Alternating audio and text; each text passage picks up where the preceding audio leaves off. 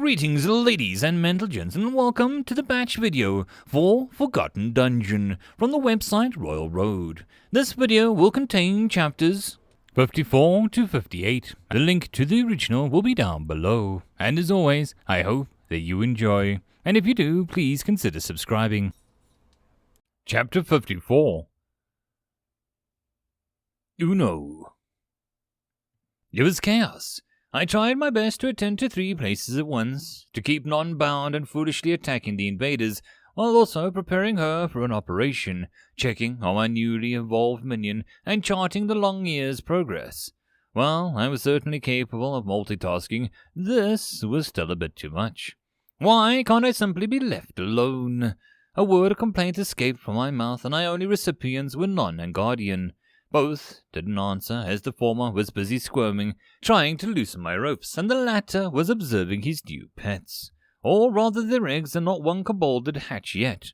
I focused on binding the unruly revenant down, more and more copper tools being prepared to deal with the dangerously pulsating bright thing. That arm of hers was lost already, both flesh and metal devoured up to the shoulder. The only thing I could do was to cut it all off and dispose of it, or isolate the corrupted tissue. The only thing that remained looked like a half-translucent pustule-like growth, which somehow reminded me of a jellyfish. My first choice was to contain it inside a big glass receptacle. I still don't know what the weird substance was, but the ability to devour both metal and flesh seemed interesting, if rather dangerous. This, however, meant that it could be weaponized, maybe in a similar fashion to the person who hurt Non did, which was a piece of information which I would drag out of her as soon as she was less delirious. On the other hand, if handled improperly, the material would very well devour my dungeon. Bah! No risk, no gain. Just before I stationed a few of my iron flame wraps nearby, I decided that in the worst-case scenario that they would be used as impromptu sterilization unit. Good old fire should be enough. Afterward, a small part of my consciousness was left in a temporary operating theater, creating tools and ordering minions. Soon, I could feel and saw slowly grinding down Non's flesh, leaving metal and her supply muscle, hardy bones. I felt it all.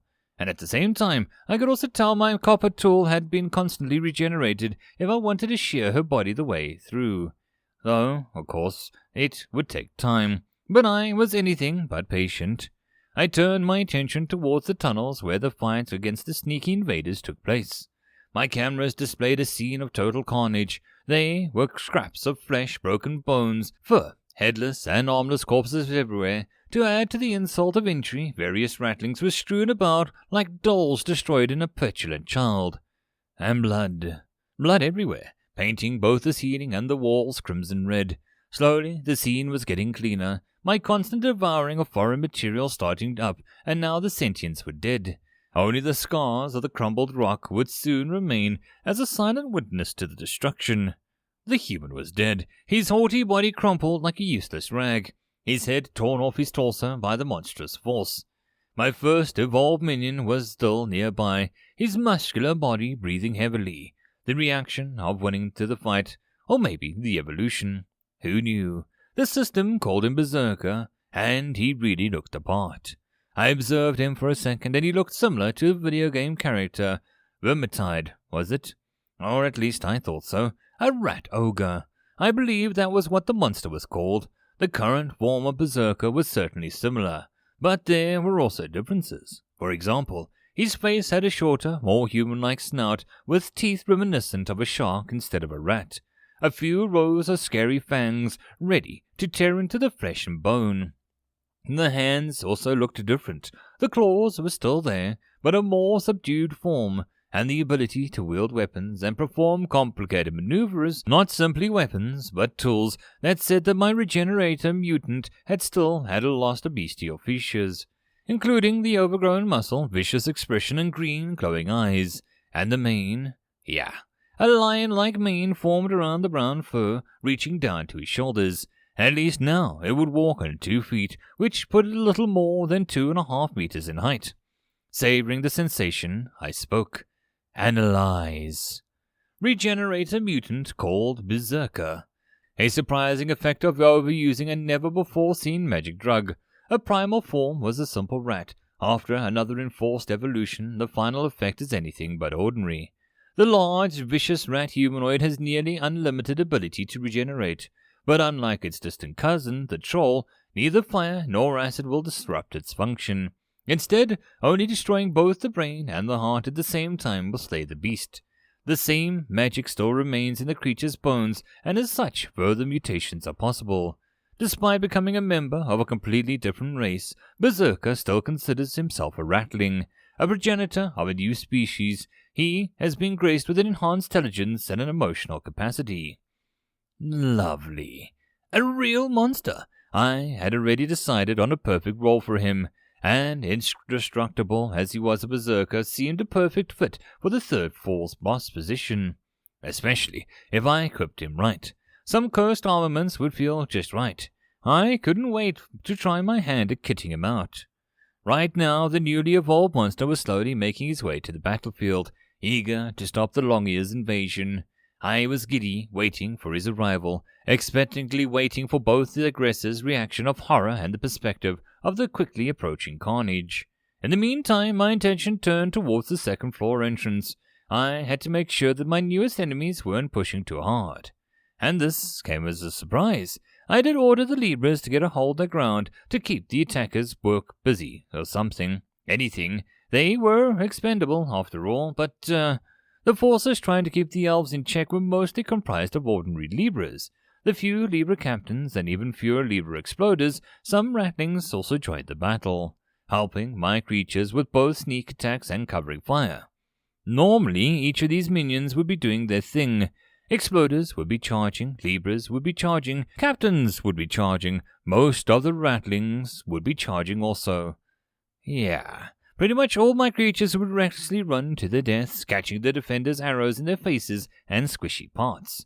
Not ideal, right? And yet, this time it did seem like my rats were taking command. That in itself was not so surprising. They were one of the most intelligent creatures, save a few unique beings spread across the floors. What was, however, unexpected was the fact that the undead were actually listening to them. My Libras usually tried to fulfill their orders with the simplest way possible, and of course, to the letter, while ignoring anyone or anything trying to distract them from their task. This was their greatest strength and their greatest undoing, and now they simply stopped doing so. I was stunned. How did the rats manage to override the trait of the undead? My shock lasted a few more seconds until I noticed something out of the ordinary. While most of the ratlings were simple rank and file, some of them looked different. For one of their heads they were wearing metal circlets with small green gems. What's more, there was a sensation I felt them was familiar, and very so, the green aura they radiated, the power so similar to my own. Ah, crystallized anima, of course, that thing that the rat kind seemed to covet so much. Libras would surely listen to somebody who felt just as smaller and weaker than me. Wait, then I just witnessed the creation of a necromancer caste. Well, they weren't able to raise the dead, so maybe that was not entirely accurate description. Rattling dark mages, then? When I debated how to call the addition to the underground rat empire, the ratling in question continued to attack. They squeaked orders right and left, pointing with their paws in the direction where the undead were meant to go. And the Libras obeyed, working in small teams to disrupt the enemy's defenses, jumping from cover to cover like they were on the beaches of Normandy. It was clear that this change came not too long ago, because the Long-Ears were in full panic mode. "Shoot the blue ones!" screamed one of the defenders. "They explode!" "What do you think I'm trying to do? I can't get a clean shot. They're being shielded by the other undead," answered the other with a frustrated tone. "Princess!" "I know," the blonde mage barely grumbled, sending a long, sharp beam of light towards the advancing undead. The ones in the front were cut in half, falling to the ground like damaged dolls. It didn't stop their advance, though. The defenders curled up, expecting an explosion, but nothing happened. It didn't?" asked a confused elf. "What the?" "It was a decoy, keep your eyes peeled," a spotter shouted, reacting earlier than the others. A decoy? How the hell had they learned so fast? "Goddess bless us, more are coming!" Chaotic screams filled the air as one of the exploders died with ash to hide its color. approached the defensive line. "A blue one! Race!" A command followed. "Wreck that! Hide!" The shouts of warning echoed as Manalia softly spoke the accompanying human knight with a grumble clearly noticeable in her tone.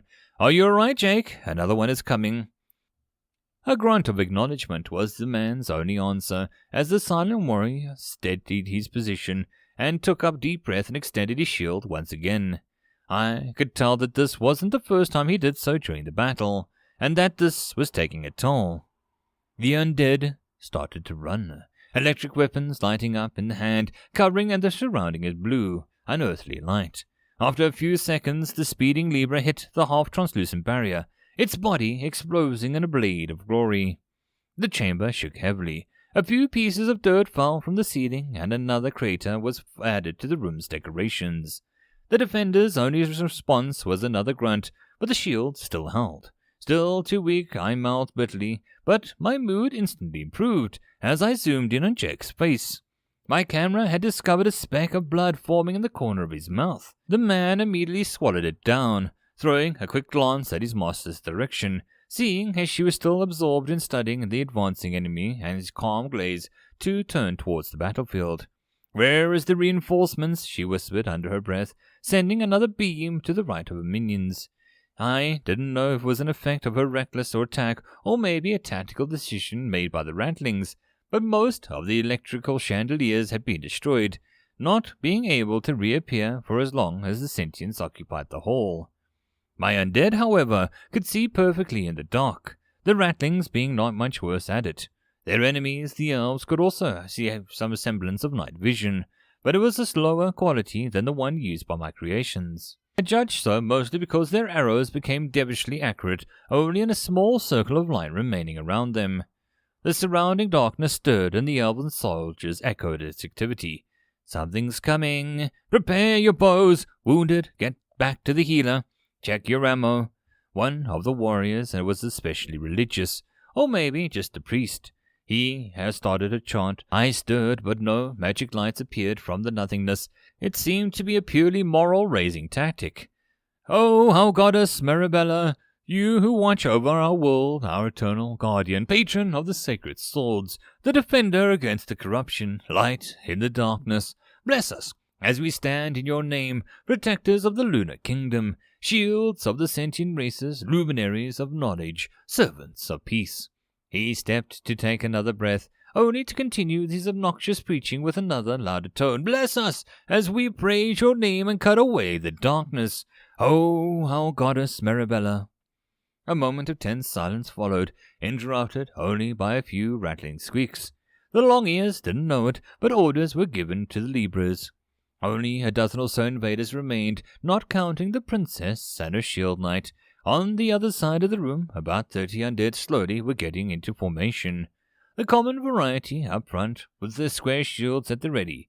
Behind them, a few of the remaining captains joined shoulder to shoulder to cover a single Libra exploder, currently being covered in dirt and ash. The rest of my reinforcements were still coming, Libras, rattlings, the regenerator mutant.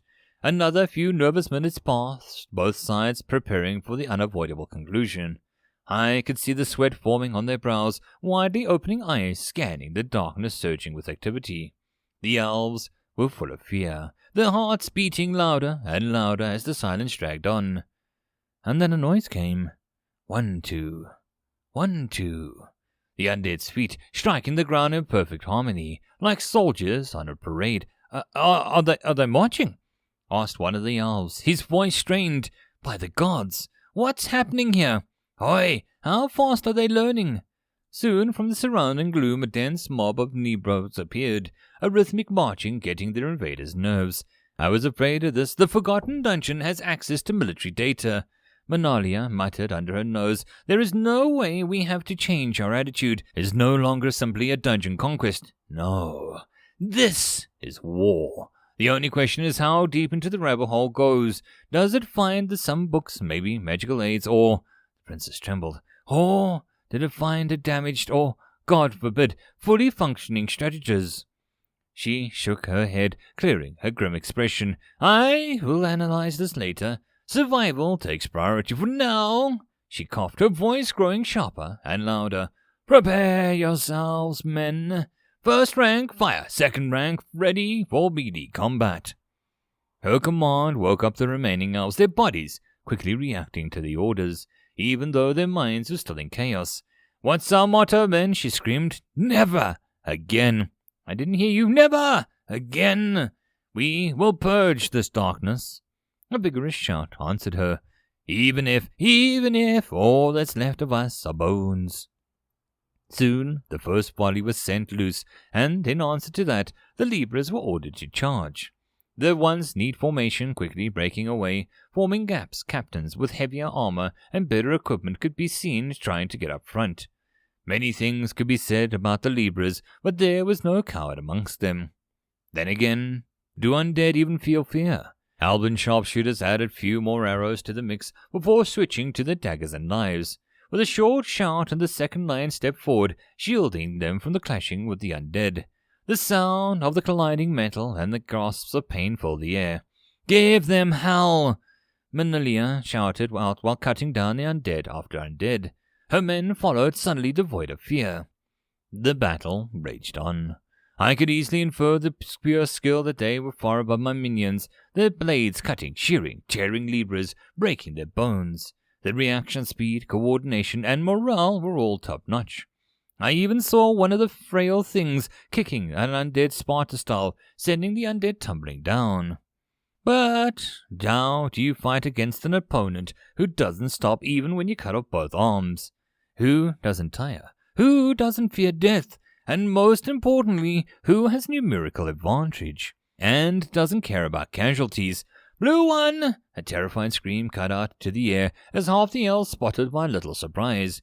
The Libra exploder was advancing in the thick of battle, surrounded by my captains and a few dark mage ratlings sitting on their soldiers. I silently thanked them for their sacrifice. They will be remembered. Defend! Hoarse order sounded then. Following it, an explosion happened. Boom! A monstrous detonation cut through the sentients and undead alike, rising up a cloud of dust that filled the entire room. A few moments passed, and the sound slowly returned to the chamber. Yet the sight that greeted me was once again not what I expected. Two barriers were glinting in the weak light, a yellowish one created by the shield knight and a green one. I gritted my teeth. It didn't matter. The barrier meant that the princess survived. That was bad. She seemed to be the force behind this invasion, and the ambush failed to eliminate her. I started to hurry up my forces, bent on killing her off before she escaped to the surface. And then I stopped. Your Highness, are you all right? A concerned voice cut the air. I knew that voice. It belonged to the half-elves, Agrek Oakbound, the royal aide.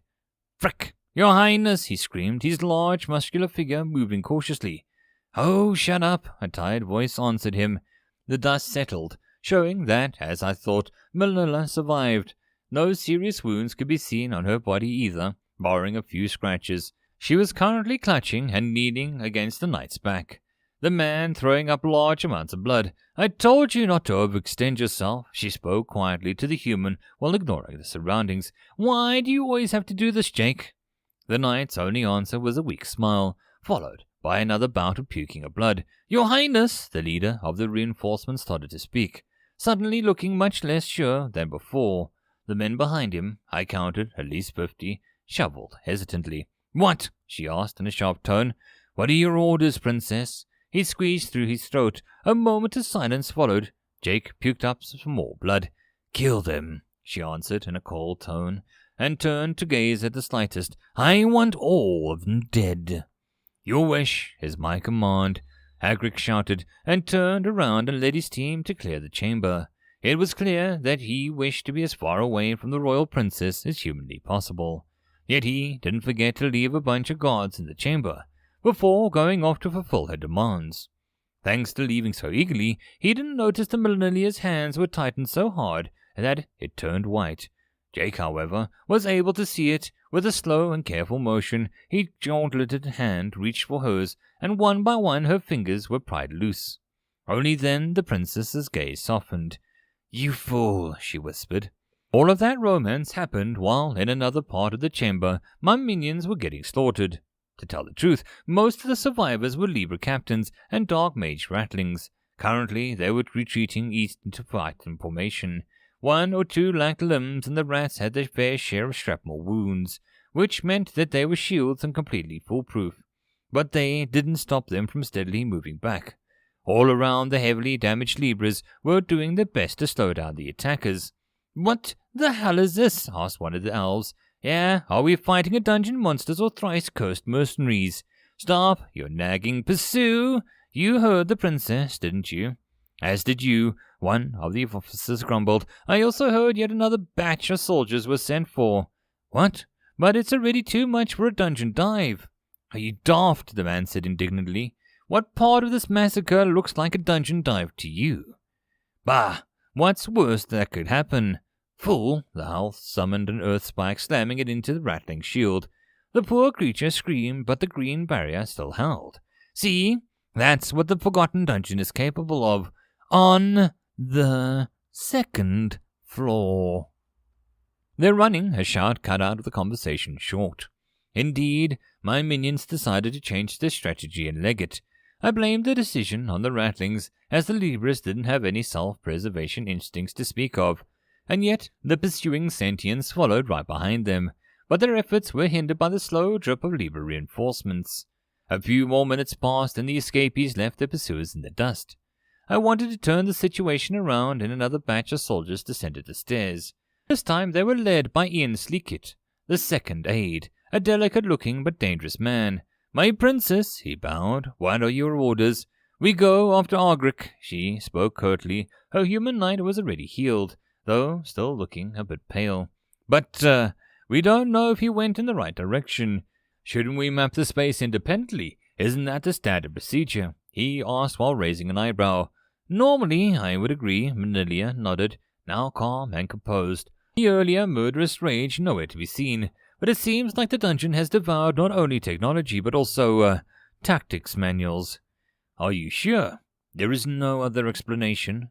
For a moment the princess's face contorted, and after a brief inner conflict she sighed and beckoned the man to come closer. "Princess?" he asked curiously, and listened anyway. "There is a probability that the dungeon has devoured a strategist," she whispered into his ear. "Truly!" "Calm yourself," Manila chided the man immediately. "It is only a theory. The changes in its behavior might also be an effect of devouring some magical curio containing the necessary knowledge." "Yes, I understand now. We must reinforce Agrik immediately. We cannot let the past repeat itself." "Yes," she nodded seriously. "Sure, this is not an insect dungeon, so the consequences should not be so severe. But, it's good to see that you're not a complete fool, unlike your friend." "Ah, Agrik can be misbound idiot sometimes, but he is like a brother to me," Ian smiled abashedly, scratching his head. "I see." A long sigh followed. "Let's go then and hope that we're not too late." "Yes." In the other part of my dungeon, the man in question was currently screaming out orders. "Keep up the ranks, do not let them surround you." "Sir, what are these things?" "By the gods, I don't know, but they look dangerous." Agrik responded while sweeping their legs from under the rattling contraption. If I had to describe what it looked like, an egg with 2 pointy legs and arms would probably be the most accurate. In the middle of said egg, there was a small slit radiating a green glow, but I could glimpse the sweaty, rattling, pulling levers and buttons at breakneck pace. I tried to analyze the thing, but the only result I got was a common rattlings were piloting these mechs. I hesitated to use the word. At least height about 50 centimeters, and they swayed like drunks, not capable of moving in a straight line. On the other hand, their steampunk-looking lower limbs were fitted with massive gears and transmissions, which somehow worked despite being obviously overcomplicated. They contrasted with how the upper arms, I hesitated to use the word, looked. It felt incongruous. They were all simply metallic rods and sharpened ends. Did they not have time to finish these machines, or was it planned to be this way? Their method of attack was also unsophisticated, simply bashing their armor against the half-elf's knees or trying to pierce them with their arms. After the first moment of confusion, the invaders started to laugh. "What the hell are these things?" shouted the one from above. "Aren't they clumsily cute when they look so closely?" Another added in a relaxed tone. Look at how they try to keep balance. Do you think the commander will allow us to take a few back home? Grinned another. The merry atmosphere continued as my rattlings tried their best. I felt bad for them just looking at them. And then the situation changed, the laugh dying in the invaders' throats. A mini-mecha exploded, killing both the rattling pilot and the enemy. End of chapter. Chapter 55. Uno. I nearly started giggling seeing the sentients' expression. Their shock-filled faces and sudden change of tone were very satisfying. No more laughs and jest, no more disrespecting my creatures, or they'll pay the price in blood.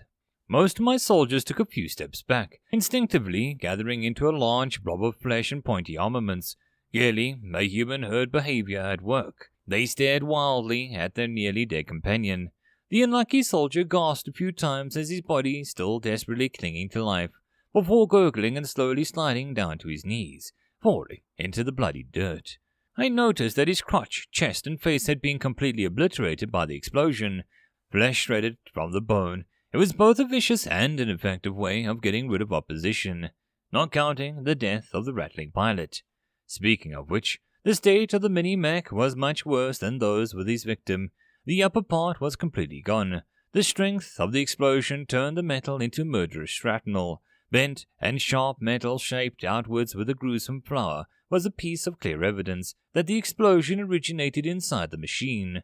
The two arms were still barely connected to the destroyed shell, but could only dangle helplessly. The egg insides was completely melted and covered in a green, glowing dust, pretty similar to how radioactive waste was depicted in sci-fi flicks I saw in my old world.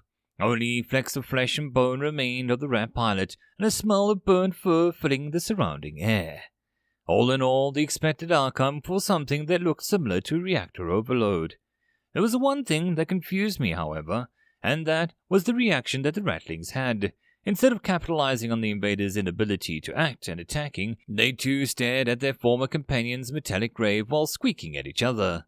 My social skills were lacking even when it came to reading humans, not to mention the bestial faces of ratkins with their whiskers, fur, and squinty eyes. But there was something even I noticed. Confusion, fear, hesitation. These emotions were clearly present in each of their actions. It slowly dawned on me that the mech pilots were as surprised as me, or even our enemies, by the explosion. In short, this course of events was an accident. This changed my mind quite thoroughly. While having self-destruction creatures in my roster was certainly nice, Libra exploders being a perfect example, it was a completely different case if I couldn't control when they burst into a blaze of glory. A ticking time bomb, that's what it was, nothing more. Even worse, if one of them could start a chain reaction. I shuddered considering my consequences. Well, I was in my own little world. Another rattling force arrived as two sides were busy staring at each other, neither of them all that keen on starting the battle. An unusual commander was accompanying the army of reinforcing egg mechs. Unlike the others of his kind, he was not piloting a metal contraption, but rather moving through a skillful use of spider-like limbs attached directly to his back. His head was covered with a mass of metal wires lenses forming something similar to a crude science fiction helmet. With his arrival, a new wave of squeaks followed, as surviving creatures joined hands with the newcomers, the volume lowering immediately as the mechanized rat spoke. His words were short and harsh, stirring the rattling population present and turning them against the sentients. The confusion was gone. The group of machines readied their flimsy weapons and waited for the signal. On the other side of the room, sentients weren't wasting time either. At least, I could understand what their commands meant. Shield bearers to the front. A thin line of elven warriors carrying round shields stepped forward, crouching and preparing to push back any attacker. Despite most of the soldiers preferring to use daggers, there was a healthy mix of various weapon types in the invasion force. Spear troop, follow up and support. A few more elves surged, efficiently executing the commands, a wave of pitiful spears suddenly poking out from the formation like a seriously bold hedgehog. Bows at the ready, another order was given, straightening the backs of the archers, each of them preparing to fire. Their rolls would be minimal in the upcoming clash, mostly because the creations were encased in defensive layer of metal. The few who weren't, including surviving Libra captains, were aided by rattling dark mages instead. Because of that, my minions were protected against the ranged attacks. Try to trip the frickers and stop them from coming closer. Remember your training. Pierce their eyes, mouth, and balls. That always works. Sergeant, they don't have any. Bullcrap. What are they using a crotch protectors for then? Focus, focus, oh, you're dead. The constant stream of encouragement, curses, and instructions was cut short by the hoarse and loud scream. By the goddess's sweet rear, is that a unique? A boss? What, where? The leader, Argrick, shouted out louder while running to the spot of position. Show me, he gasped, while his subordinate pointed to the mechanized rattling. It's right there, sire, that weird one covered in the metal and stuff. He spat on the ground like thick saliva mixing with the dirt. An abomination, this place! It spews only monstrosities. It's not a training ground granted by the gods, but a curse. It should be destroyed. He stopped speaking for a moment before adding, Goddess protects. Yes, Goddess protects, Agric nodded absent-mindedly. You're right, judging by the size, it's not a warrior type. We haven't been drowned in fireball, so it's not a sorcerer either. We wouldn't even see a row coming, so that leaves only one choice, a commander. He scratched his chin. What are your orders, sir? Call our mages. We'll try and snipe the bastard. According to my experience, once we blow his head off, the rest should panic and disperse. At least, that was how it worked in the other dungeons. But these old rules don't seem to work in this thrice-cursed place. The spotter complained, quietly but obediently turned back to fulfill his orders. A few moments later, a group of enemy soldiers wearing light armor converged on Agric's position. They were of various ages, their diverse-looking faces full of concentration and zeal. The elven leader started speaking immediately after they arrived. Earth mages focus on blocking, pull some boulders from the ceiling or ground to try and make the terrain as rough as possible.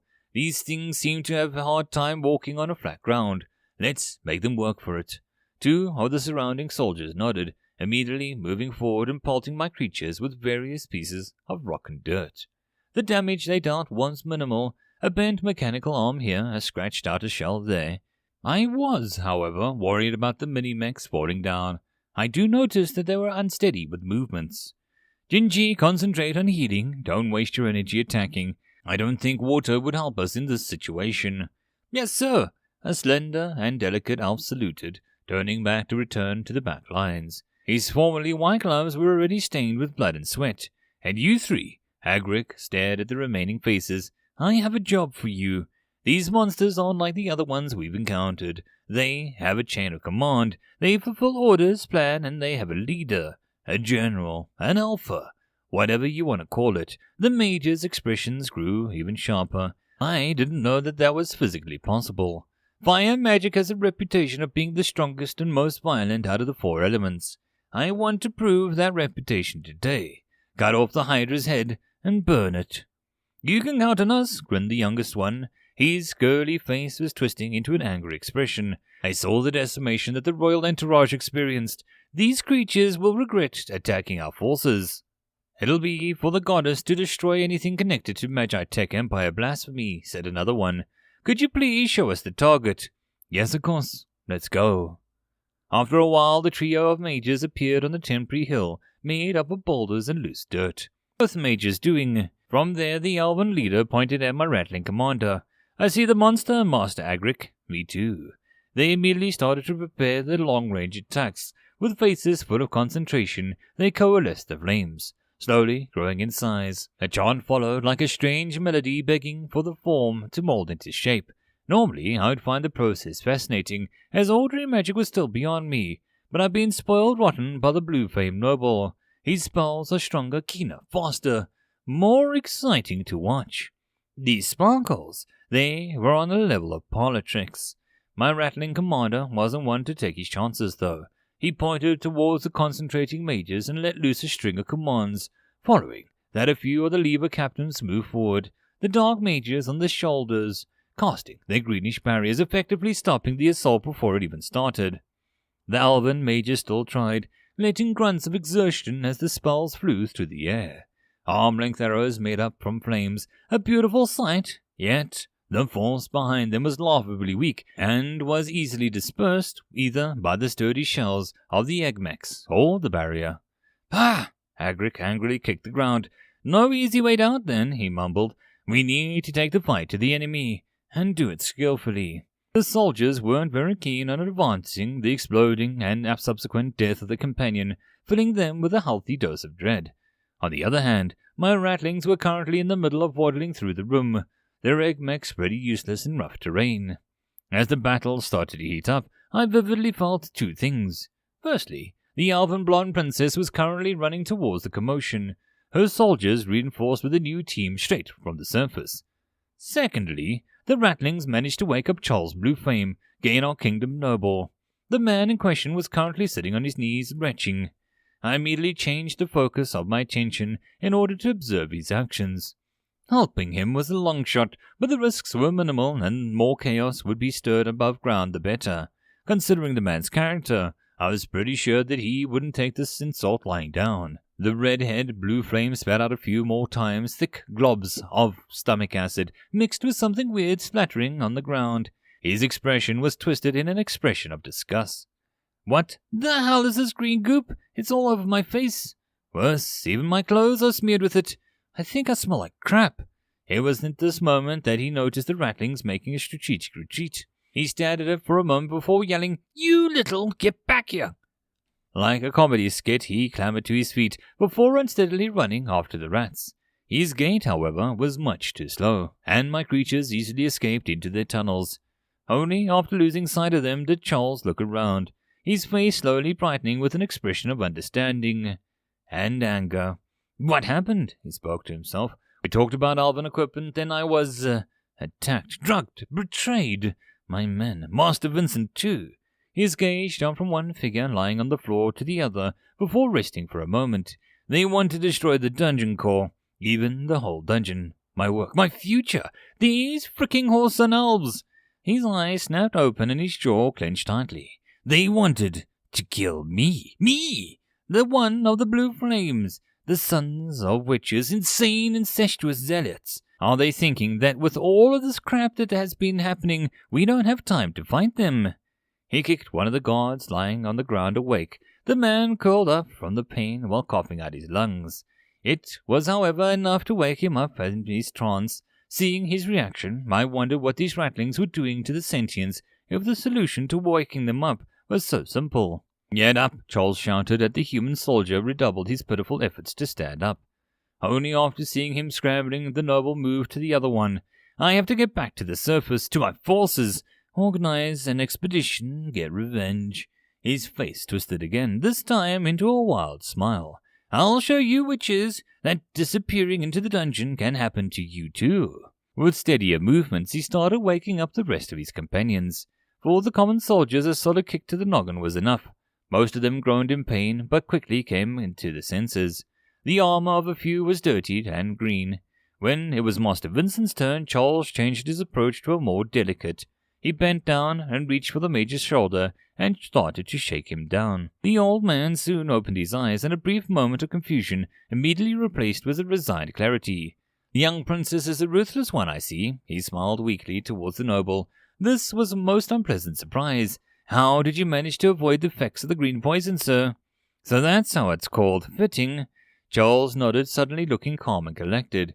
If one failed to notice fire burning deep in his reddish eyes. It was a fluke, really. These small rat monsters were nibbling on my face when I woke. Fortunately, they didn't focus on my vitals, trying instead to go for the meat. Probably thought I was dead. "I see. While it is true that the green poison cools the body and slows the breathing down, it still shouldn't." The major's expression turned complicated as he continued mumbling for a long while. It was clear that he didn't really believe in the explanation, but decided not to continue on the topic. "What's the plans then, Sir Charles?" "Let's retreat for now. We have to get back to the surface. After that, I plan to get off the elves there and lead an expedition in order to stop Ithilia from destroying the dungeon core." "It is a rash decision, sir. Why, it could even start a war." Start a goddamn war. Don't you see? We're already at war from the moment that Alvin Charles composed himself immediately. It was strangely artificial, like a break attached to his mind. "Speaking badly of royalty never ends well," he mumbled quietly, his jaw clenched tight. "From the moment that these accursed elves tried to kill us, and used this moment of weakness to destroy my future." He breathed heavily for a moment. "There was no need to hesitate. The knives are already out, mage." he nearly hissed, his hatred for the situation exceeding the fear of the magician. "As you wish, sir, but let me remind you that technically the princess didn't try to kill us. She could easily defend her actions as wanting us out of her way for a time. What you're trying to do, sir, on the other way, it could end badly. It can't be misinterpreted." The old mage sighed, securing his strange helmet and a bald head. "The truth orbs can only divine what happened in the past, not recognize future intentions. Our minds are fickle things like that." Yes, I know. It doesn't matter in the end. The time for words is long past." Joel spoke impatiently. "Move out, men, on the double. Gather in the first floor forge room. Right now." He looked around. "We need to avoid the elven sentries. Sergeant, send some men to scout." "What if we encounter the Lunar Kingdom's forces, sir?" "Retreat and return with reinforcements if they have numerical advantage." "And if not?" "Then slaughter them all." "Yes, sir." The man saluted and started giving orders. Soldiers in blue-gray uniforms started to move under his command. I felt another pull, this time from the hidden hospital room, guarded by the always-hungry glass progenitor. It seemed like my work on Non's body was nearly finished. Well, calling it a crude butchery of an operation felt overly pretentious, but I used whatever tools I could necessary for the job. And this revenant, this strange, intelligent undead, was a tool that I wasn't keen on losing. Anyway, focus returned since the coming up part was going to be much more complicated. Cutting something off was easy, as it usually was with any destruction. Creating, however, was another can of worms, especially when I had to use my precious anima to fill the gaps. Knowledge. I really didn't realize how reliant I was on something like a smartphone or internet access to understand the basics of science. At least, I had no problems with replicating human limbs, considering the droves of adventurers that died in my dungeon were summarily consumed. With their flesh turning into energy and experience, I also acquired information on how they were built. While some weird restrictions stopped me from recreating them as they were before, I still had an ability to build it up from the sum of its parts. That was how the Libras, bile-brain golems, and even the Decapitator came to be. Because of this, a prosthetic made from metal was child's play. Putting in the wires instead of veins, substituting the meat and fat with mineral wood, and skin made up of an iron sheet. Now, the main problem. Even if I had enough knowledge, experience, and confidence to attach this metallic arm to a living, breathing human, how would I make it sure that it worked up on an undead? Did they even have nerves to connect to? No idea. If they had, would I really need to connect the prosthetic while using electrical impulses, or something completely different? No idea. Would I need to add something to her brain in order for the newly created limb to function correctly? Once again, no idea. So yeah, because of that I decided just to take this chance and entrust her future with my weird, greeny glowing magic. With this in mind, I tightened my grip on her body, countless mechanical appendages covering her flesh, making sure no slip-ups were possible, and started my work. The limb was lowered and fitted smoothly, like a missing part of the doll. I even managed to add some hook-like blades to her fingers without inhibiting her dexterity. They would spring out of her arm like claws from a cat's paw, silent and deadly. I smiled. It was but a small touch, yet I still felt meaningful. Then I let my mana flow, the green glow intensifying, covering not only Non's newly created arm, but also the rest of her body. She groaned, but my countless copper arms kept her steady. Then came a scream, along with a hoarse moan filled with pain and a tingle of pleasure. The energy surged, somehow changing my earlier creation, giving the cold metal a semblance of life. It also stretched the metal, covering part of Nom's shoulder and becoming one with the undead's flesh. Another scream escaped the Revenant's mouth as I watched with fascination how she was becoming one with the machine. After a second staring, I knew what was bugging me. It reminded me of the Roman gladiators. There was probably some kind of fancy old name for it, but I didn't care. The important part was that none was already whole. And with this, my forces received an upgrade.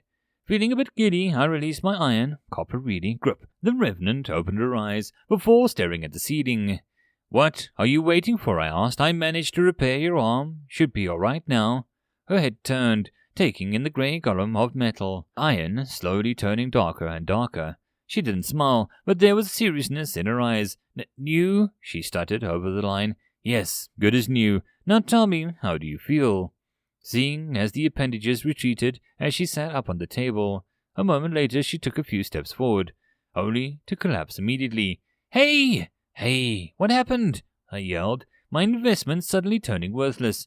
Heavy! She grunted, her new arm stuck to the ground. Ah! Now that you mention it, making bones and skin entirely of iron maybe wasn't the best idea. Unwieldy, she added. Hey! I was doing my best. I even added claws to the design. Really cool like. Claws? On the tips of your fingers. I mean, I made them, but the magic could have changed their properties. Just try to focus on the shing feeling, I blabbed on. Non kneeled for a long moment before slowly standing up. I could see her muscles stretching, trying to find a balance between the left arm and the metal, and the right one composed of skin, flesh, and bone. A second later, she curled up her fist, and from the tips of her other hand razor-sharp needles extended, glistening with poison. Well, that's something new, I mumbled, shocked by the sight. I still prefer the hooks, though. Good, Non answered while carefully examining her new weapons. This adjustment took her a few long minutes before her attention returned to the present. Enemy, where? Hey, wait. First, please tell me about your little escapade. Then we get you some weapons, and then we can go hunt my enemies. Okay? I asked in an infantile tone, hoping to get there in a brusque facade. The Revenant stopped thinking. I could see the gears turning in her head. In the end, she acquiesced to my request. In about 15 minutes, I was exposed to the recollection of the world's worst storyteller. Her abrupt changes of pace, simply leaving out the great parts of her adventure, and need for literally forcing her to elaborate was absurdly difficult. I managed to assemble the truth piece by piece. There was still an unclear and straight insane parts about who she told me, but I didn't have time to nitpick. The owls were getting deeper into the dungeon. My Libras, rattlings, and rat beasts were all doing whatever they could to slow them down, but it simply wasn't enough. What's worse, Berserker was going after them, but his slow march was not even close to the tempo the blonde princess imposed. I needed somebody to slow them down, a dexterous and strong fighter. I needed Non's aid. At least, on the bright side, my drones already made a third-floor boss room, and a fake core was being transferred there right now. This also allowed me to give Berserker 4 guardian privileges and made him effectively immortal. You gain some, you lose some, I guess. From what I understand, there could be some hunters coming after you. She only nodded. Now this was outside calculations. For a moment I felt the urge to throw her out, but that passed quickly. None still had her uses. Not to mention, her ability to speak and sneak was something that none of my other creatures possessed. You still haven't fulfilled your part of the deal too. I was, of course, talking about what she promised the Guardian after turning her into a monster. Sorry, we'll go. She hung her head like a child. Now I felt bad for bullying her. Just wait a moment, though. No, don't bother. I have another proposition, though. Her ears perked up at my suggestion. There are a band of elves in my dungeon, demolishing level after level, and being very naughty guests. Naughty. Yes, I would very much like it if somebody made sure that they weren't going to bother me anymore. Would you be willing to take up this task? Yes. Noms. Home. New. Home. Friends. She jumped straight up, lifting her hands into the air, a clear sign that the assimilation was going nicely. After a second, her face clouded. But...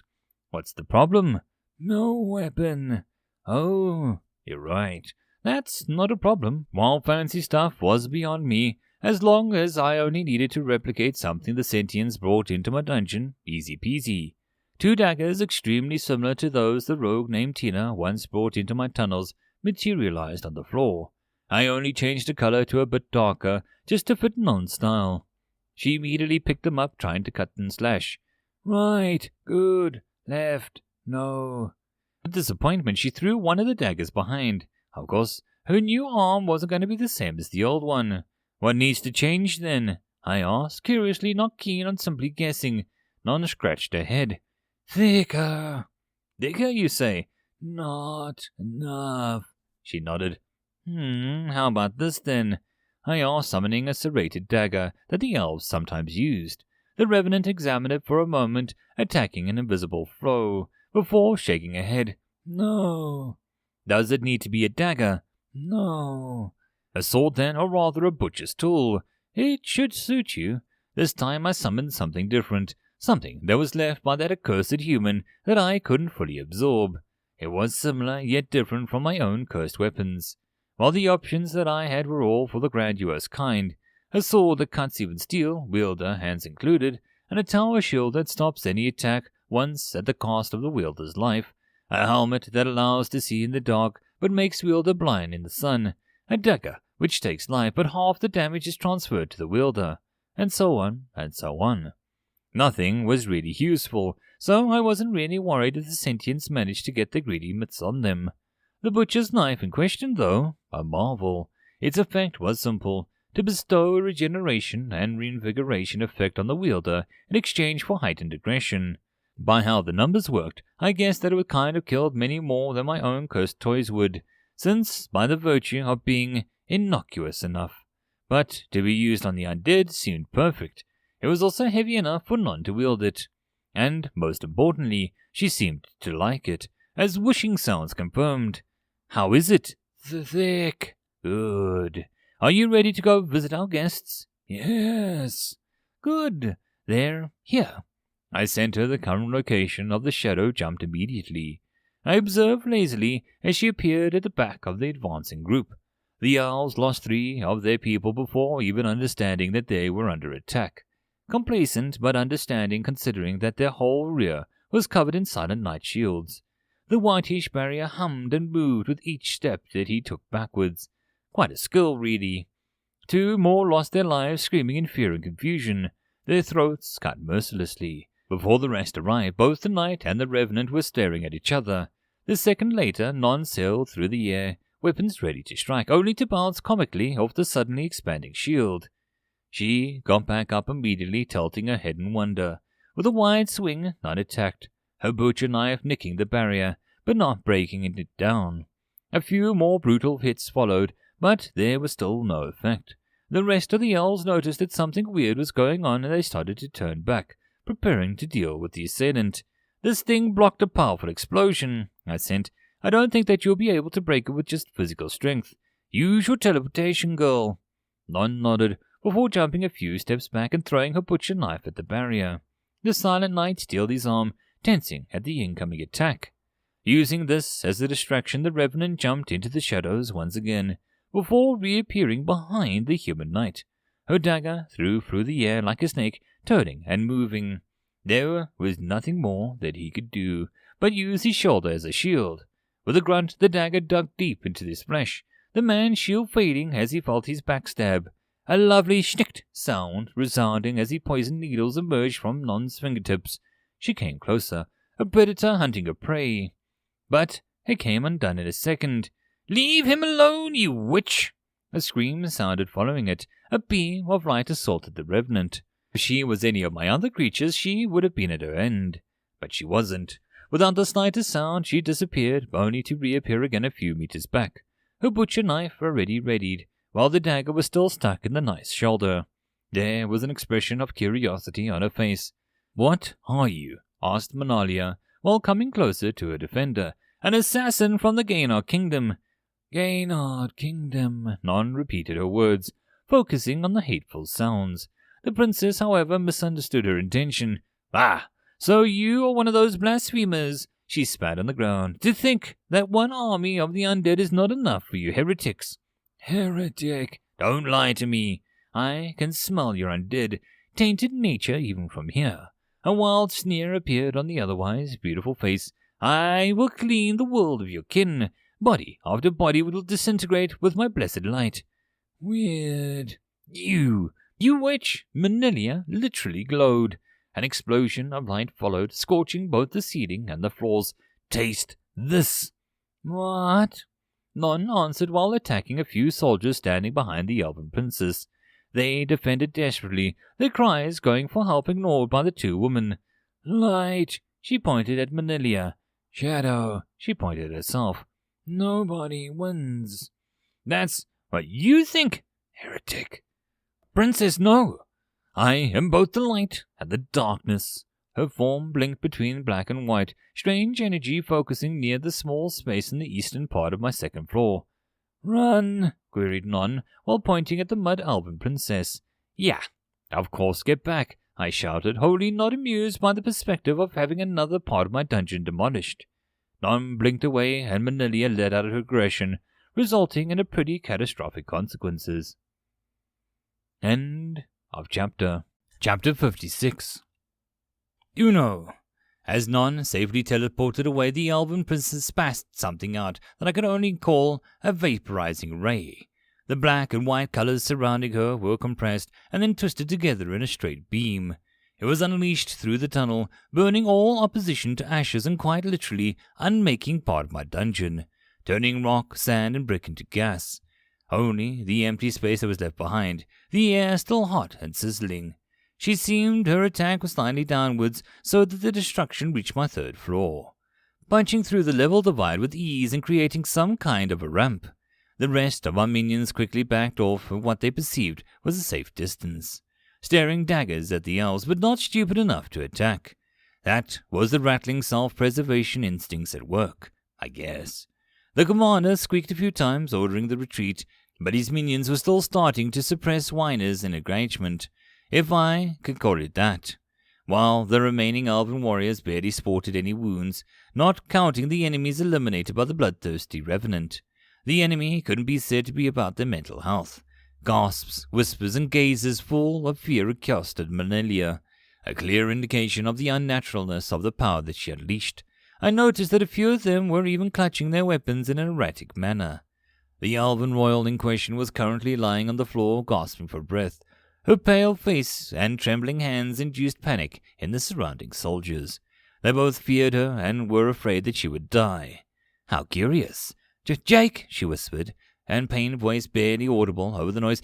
How is he? That damnable, I'm dead. She clenched her jaw, swallowing loudly, and her upper body was lifted and kept upright by Agric Oakbound.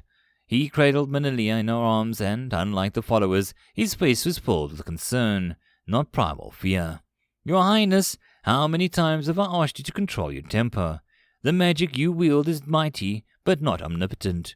She sighed heavily after speaking. Jake, Manilia whispered, clumsily trying to move while ignoring the man's sermons. To take care of the knights, she ordered softly, surrendering to her desire, but not even bothering to turn his head away. There was a certain doting quality in the way that he touched the girl, not as a male, but rather as an older brother. A pair of Agric's subordinates instantly ran towards the human. His form was helplessly sprawled on the ground with a thick stream of blood that was flowing from the wound made by Non's daggers. His helmet had already fallen off, and Jake was currently busy clenching his teeth, trying to not scream, while a cloud of blue eyes and short brown hair, sweaty with exertion, were a clear indication of the pain that he felt. "Are you all right, sir?" stupidly asked one of the soldiers, while the second one quickly opened up a satchel at his waist. He pulled out a piece of white cloth and a small translucent bottle. A moment later, he started to disinfect the wound before attempting to use his bandage. Jake only grunted in response, his hand still clutching his trusty sword and magical shield, to not let go even when facing death. This was some powerful conviction coming from a mere human. It seems like he is mostly unharmed, at least by the explosion. The dagger wound left by the undead seems okay too. I mean, one of the soldiers winced. It splintered the bone, but there is no sign of infection. What? Let me see. Here. You're right. Strange. Even simple zombies or skeletons usually carry weapons covered in filth and rust. I was sure that a powerful whatever it was wouldn't be even worse. Yeah, but then again, the undead down here was just different. So in a way the girl was not an exception. He shook his head. Whatever the cause, the princess knight is clean. That's all that matters in the end. I shudder. What would have happened if he died? His companion nodded. Help me carry this chunk of metal, and I don't touch his weapon. You don't want to know what'll happen to the last guy he did. Now that these guys had mentioned it, why wasn't I producing some proper tetanus-inducing weaponry? Why, indeed. I guess this all came down to the production method. Armaments were either born from my manor, which meant the reproducing the human and elven swords, spears, axes, etc., and these were only rarely in bad condition since it was my dungeon. Any dungeon, to be precise. The state of one's weapon directly influenced the chances of survival. There were coarse fools who charged in a club in hand, wearing pitiful rags, hoping that their luck would allow them to snatch something precious from my halls. But their armaments, like their lives, were simply far too low quality to be any use. The other option I had for making weapons was that idiot smith banging them into the forge. Still, these items were coming out as good as new too, if infuriatingly low quality. But, be it as they were, I did not have a lot of leeway to transport them to the lower levels. The first floor was firmly under the grip of the sentients. It didn't matter if these were the half-elves or the humans. Anyway, the point was that these armaments were all new, and while turning them rusty was possible, I felt it was also counterproductive, especially since there was always an option of getting some manure and soaking them in it. Wait, did I just plan on bringing out a ton of crap in my dungeon? Let's just delegate. I forced a small slab of stone to materialize and then sharpened my copper appendages and used them to scratch a few pictures on a smooth surface. Simple ones. A pile of manure with a straight sword stabbed into it, and the last touch the rat's skull and bones underneath added with a picture. The next step was to summon the rattling queen and try to convey my idea. She appeared instantly, flanked by her guard rats and listening intently to what I tried to tell her. Unlike the rest of her kin, instead of fighting, she remained in the rear while providing moral support and ready stream of new rats. Within a few minutes her beady eyes brightened as she moved her head between the tablets and my copper appendages. It was like a, "I get it, leave it to me," and then she squeaked loudly. Her scream echoed out to the surrounding rattlings and moved to grab the tablet. A while later and she was already triumphantly leaving the chamber. I sure hoped that the rats understood my message. Still, it was about an additional idea to enhance the prowess. I had many more, but not enough time or anima to implement them all. Some of them were already in progress. The magic plants were growing. The first of the evolved berserker was clumsily chasing the invaders around, while other minions were building mechanical contraptions and discovering magic, searching for other ways to prosper and conquer. It was going all out. Snickering, I turned my focus back to the surface, only to notice that Charles's men had already arrived, and they weren't wasting any time. The outpost was abuzz with activity, screams and cries to be exact. The humans were hunting elves, and a few bodies already sprung in the high remaining walls as a warning. The rest scattered on the ground with fatal wounds carved into their backs, probably caught while trying to run. Only 2 groups of survivors were still battling the Gaynard Kingdom soldiers. The bigger one was comprised of about 30 elves, desperately trying to defend the entrance into the dungeon. Against them, a grim-faced phalanx marched, full of soldiers wearing blue-grey tabards, their spears poised to kill. They had an archer support too, and Charles Blue Flame was leading the troops from the back, his eyes and hands soaked in reddish energy. The magic he emanated looked even wilder and sharper than before, fireballs and flame bolts taking out the defenders even before his soldiers came into striking distance. I was watching one of the attacks explode under the enemy's commander's feet, a tall, lanky elf with a permanent smile affixed to his face, which quickly disappeared as he fell to the ground, confidence replaced with fear and suffering. He screamed loudly, the face scalded by flames, and the rest of his body was even worse shape. The leather armor he wore was mostly consumed by the magical inferno, while flames licked his legs and arms, cooking the flesh. He was still somehow alive, probably because 2 of his guards used their own bodies to stop the majority of the explosion. Their fate was much worse, as they turned into scraps of meat. The commander survived but was completely immobilized, to which his rotund adjutant reacted immediately, kneeling and starting to chant. A small wisp of bright magic escaped his clenched hands and entered the elf's body. A healing power. What a waste. I stared greedily at the first real priest class that I saw in action. "What are you doing, humans?" The adjutant was also scorched by the flames, but still very much alive. He screamed his lungs out, voice hoarse from the pain and disruption. "This is an act of war. The might of our country descends upon your heads. The lunar kingdom will retaliate." The troops ignored the outburst and continued to advance without word, their eyes full of hatred. Silence ruled until the noble leading them shouted back with his anger and indignation. "An act of war, you say?" Flames danced near Charles's hand like a fickle fireflies. "An interesting phenomenon I didn't see before. This works both ways, knave. How would you call the act of leaving a noble of Gaynor Kingdom to certain death, then?" Charles's expression soured as he continued his speech. "An act of war, right?" he finished in a hiss. The half-elf's demeanor changed, both the leader and his aide suddenly growing solemn. It seemed like, for the first time, they understood that their lives were in jeopardy too. This has come to be some sort of mistake." The tall elf yelled desperately, his barely holding body literally cracking under the pressure. "We don't know anything about it. Let's stop and talk," he pleaded. "Your whole race is a mistake," jeered Blue Flame. "There will be no holding back. My flames will burn your very soul. Prepare for oblivion, cur. At least, spare the nobles. Let's be civilized about this. Don't burn all your bridges." His cries fell on deaf ears. Anew, more magical projectiles escaped Charles's hands and decimated the defending elves. The time for talking had long passed. Following that, both sides of the conflict clashed, metal meeting metal while flesh was gouged and cut. Even more screams filled the air as the last elven band rushed to the rescue, adding to the already chaotic battlefield. It was a defensive battle, one for which the Lunar Kingdom forces were completely unprepared. Their short weapons no match for the spears, shields, and swords used by the humans. There was no lofty war cry being called out, no beautiful speeches, only the abattoir filled with humans and elves desperately trying to kill each other, covered in sweat and blood. The solid formations broke, and fighting devolved into a series of duels. I saw one of the grey-wearing soldiers using his tower shield to bash an advancing opponent, cold metal clashing against elf nose. Red blood rained on the ground. The smaller enemy was sent flying, tumbling to the ground.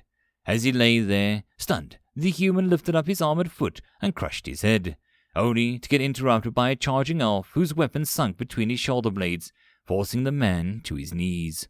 Before the elven attacker could capitalize on the damage, a different Gaynor Kingdom soldier bashed his brains in, only to get jumped by another crazed lunar. They fought for a moment, the dodge-based movements against the sturdy shield and spear defense. In only a few seconds, long elven dagger left cuts in the human's exposed flesh. The grey soldier's movements grew slower and slower, until the enemy blade managed to bleed him dry. In turn, the killer was surrounded by two fresh combatants and instantly pierced by their hungry spears without a chance to recover. And so on. Total chaos continued. No one begged for mercy, and no quarter was given. Only a few gory minutes later, and I could easily tell the winners from the losers, or rather, the living from the dead. Despite the ferociousness of their attack, human fatalities were minimal. They still paid the price for victory in blood, though. Smaller and larger cuts, sheared flesh, poisoned stabs, and more were present on most of the Gaynor Kingdom forces. Being saddled with wounded who needed caring for was nearly as bad as losing the entire force. Because of this, the human forces were crippled, at least for the moment. Yet Charles Blueflame stood proudly amongst the corpses, staring at the battlefield. The red wisps were still present, but the ferociousness had already faded. Soon they would disappear completely. For now the noble was giving out orders, commanding his forces to throw the dead into the dungeon, scavenge weapons, armor, and anything else the soldiers deemed useful. It would take time before they finished, so I decided to check up on my revenant. She was sitting on a bed being all quiet and creepy, staring at a nearby wall. "How you feeling, non?" "Weapon lost," she answered. "That is not a problem." I conjured another dagger. It was identical to the one that she had lost earlier. Non picked it up with pure joy, touching the sharp blade with a long while, before securing it to her waist. "I want you to attack the half-elves on the second floor, at least for a few more times." "No." "What?" I answered, not used to opposition. "Not Gaynard." "Huh? Against oath." "You mean the revenge thing that you brought you to life?" She nodded seriously. "Does that mean that attacking those beings that target has some consequences?" "Feels wrong." "Could you describe it in more than 2 words?" I asked incredulously, only to get a full glance full of anger in return. No. Oh, come on. For the first time in a while I felt frustrated. Feeling her rejection, I weighed my options. Lying would get me somewhere. After all, insisting that the elves were connected to the gay in our kingdom, she'd force it to move. But like the old adage said, cheaters never prosper. What was left? Carrot and the stick, I suppose. The problem, I didn't really know what to work on. She was here because of her revenge, but telling her about the humans on the surface would only divert my focus. Moving her to the lower level on the path of invasion should put them in conflict too. And yet it would be counterintuitive to alienate a potential ally over something so trivial. Yes, trivial. Alban expedition was going deeper, and the aim seemed to be the destruction of my core, which was hidden on the first floor. The fake core was already readied and chamber prepared. Only the boss, Berserker, was still absent, slowly making his way down. It was unlikely that he would be managed to catch up with the invaders, which meant that I needed a substitute boss, something strong enough to give the attackers trouble, possibly even kill them. That would be good too, but I needed a monster powerful enough for them to believe that it was my last line of defense. My options were mostly rats, bile-brain golems, libras, and various smaller animal creations. Not much to choose from. After a moment, I decided on an enhanced rat beast. These guys were a bit similar to Berserker, the real boss of the floor, with their burly physique and aggressive behavior. Their descriptor said something about mental regression, but I don't need a genius planner. A muzzlehead would do just fine. With my idea in my mind, I turned my attention to the third floor boss room, only to get interrupted. Where? Non asked, somewhat feeling that I left her alone. There might have been a small drop of remorse in that word too. I'm currently summoning a substitute boss. Watch. You want to watch? I stopped to think. Why not? Teleport here. With a nod, the Revenant blinked away in an isolated room and reappeared in the shadows nearby. She looked around, noticing my fake core already safely nestled into the wall and busy converting most of it into copper. With the room on high humidity, some of it was already turning green. She came closer, extending her hand and tracing the crystal surface with blackened fingers. You? In a sense, I said warily. Giving out information was always dangerous. To allies, to friends, to family. They could always turn on you, betray even in good faith. They were mostly a liability, and yet it was the first time in this world that I had someone to talk with. Non nodded sharply and stared at the substitute for a few more moments. Seemingly satisfied, she shifted her head. Make? Yes, don't hurry me, I grumbled instantly. The Revenant ignored my words and instead started staring around with expectant expression, or as much expectant expression as she could show on a cold face. I sighed and I focused my mind. The magic churned and the rat beast appeared before us, its form still unstable. Drawing from anima, I started adding mass to the minion. The monster was becoming burlier, the bones turning sturdy, and face even more animalistic. I didn't think it was possible. A bear-like rat was taking shape, and with a comically small head and a wide, strong shoulders, the green magic was making sure that the nerves, tendons, and brain matter was growing correctly. And none interrupted me. Strong, she commented. Stupid. I sent her a sour mental feeling. It was all that I could do currently manage. Weak, she finished. An annoyance welled up in me, as feeling of if you can do better than just don't stand there was transmitted before I could stop it, some of it spilling through our link. The small Revenant tilted her head in surprise. Help? Non asked, not waiting for a response, started to meddle. She lifted both hands, fingers slowly entering a half-shaped mass of flesh and bone. Some of my work was instantly undone, leaving muscle, but turning it lean and more focused on endurance than explosive strength. She started to weave, reminding me of how an orchestra conductor was shaking his baton during a concert. Each stroke added and took something from the beast. Its face turned into an intelligent, the wild cunning hidden behind the expression of an animal rage. The fur first turned black and then fell off completely, leaving something similar to a naked mole rat. Similar to the ones I saw in the Fallout games, only a few sizes larger.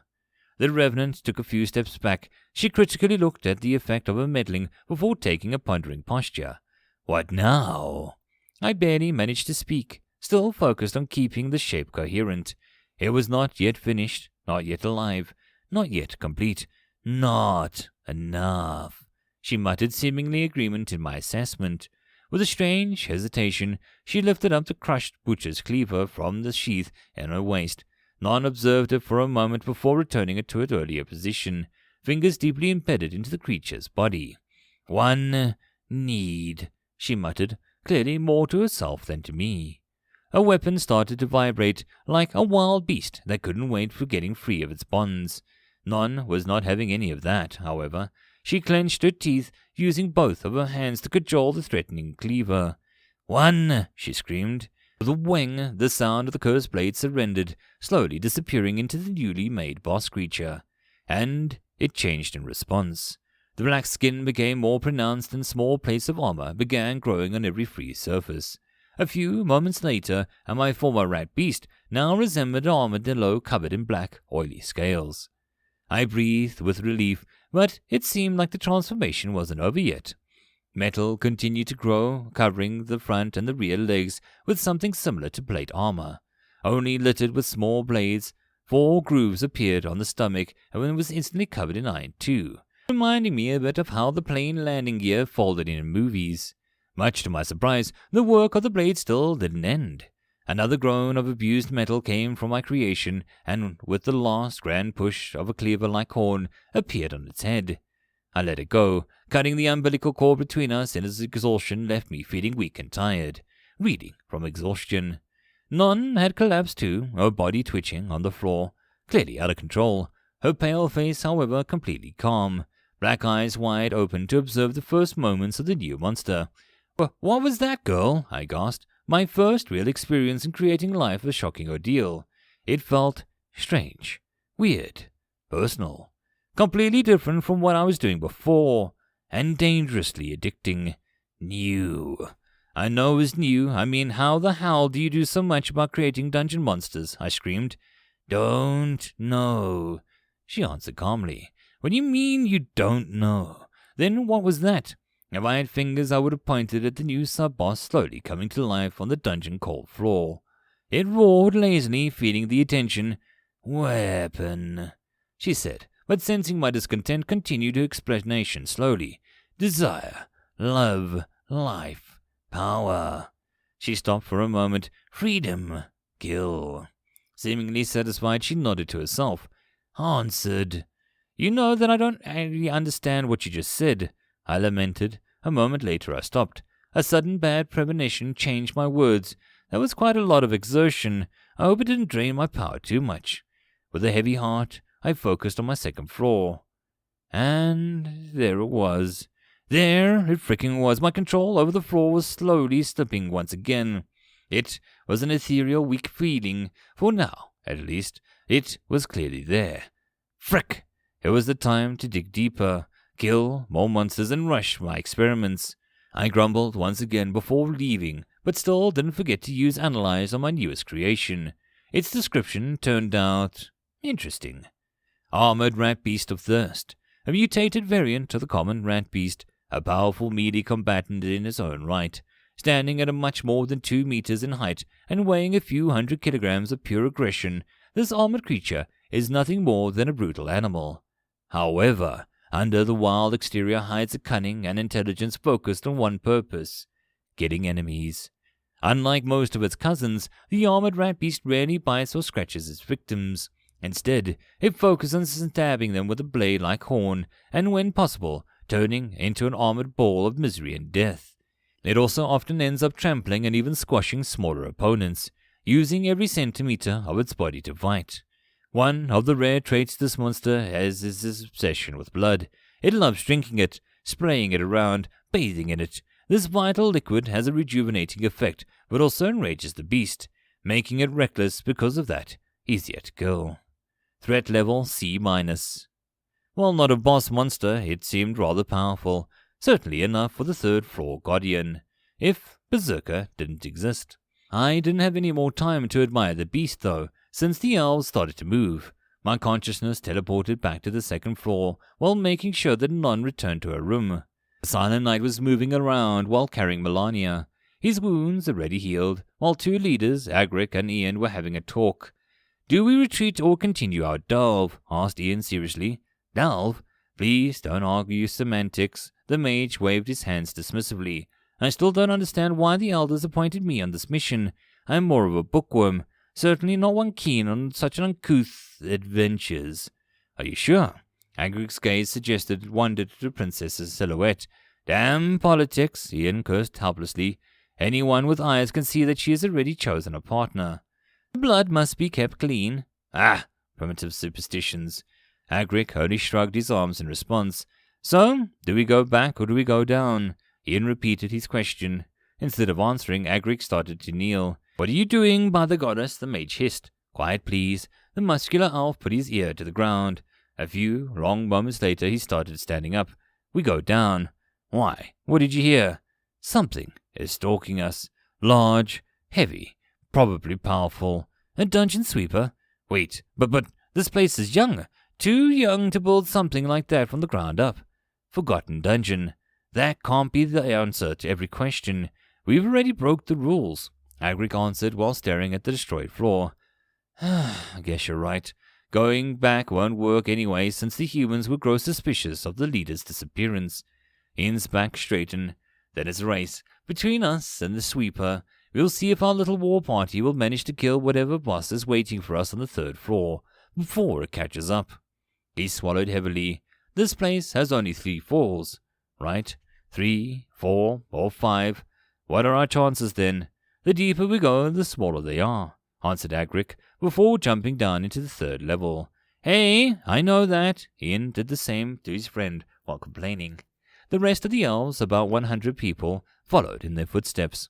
Soon the sounds of battle echoed on the lower level. A cunning rattlings, large bile-brain golems, and loyal Libras clashed with their advance. Unlike before, Manilia was kept in the middle, safely carried in Jake's arms. The burden of the battle had fallen on the shoulders of the common soldiers. Their ranks thinned with each step. My halls were too narrow for the invaders to use the numerical advantage.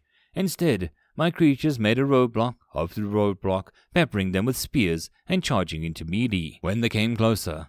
From the small tunnels, more and more rattlings emerged, nipping at the heels or cutting through the armor they wore. A harassment tactic that was being used by the rat commander.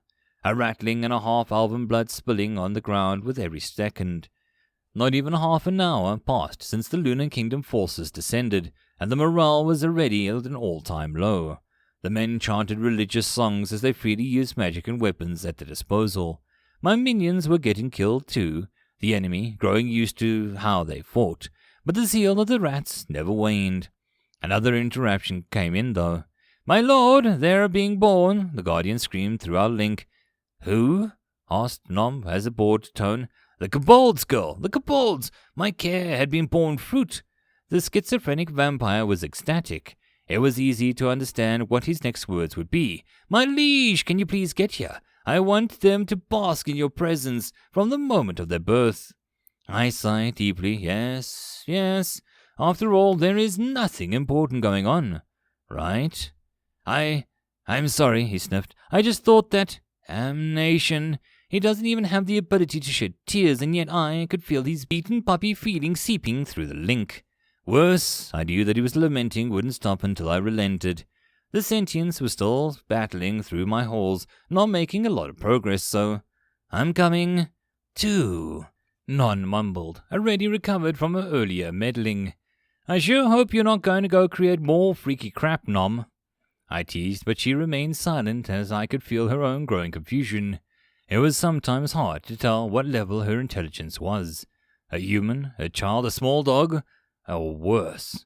There was just so much missing inside that brain of hers. "Doesn't matter," I shrugged. "Just remember to either ask me before doing anything, or do it in a place where I can't see you. All right?" "Yes?" She teleported, escaping any longer conversations with my mind following suit. In a cold, dark room, a bunch of large eggs were slowly vibrating, preparing to hatch. Nearby, an armored giant was fussing, walking from one place to another in hysteria. His movements were jerky and uncoordinated. A bunch of wires were being only thing keeping him in place. Soon, he sang, lowering his frame over the little things. From the corner of the room I could sense a few rattlings, waiting and observing in mute wonder. Then, like they were listening to the silent commands, the egg's surface broke, and the first of the kobolds emerged with a wild scream, its pale white flesh greeting the gloomy world. A few words popped into my mouth, seeing the newest dungeon's denizen. What an ugly little thing. End of chapter. Chapter 57. Uno.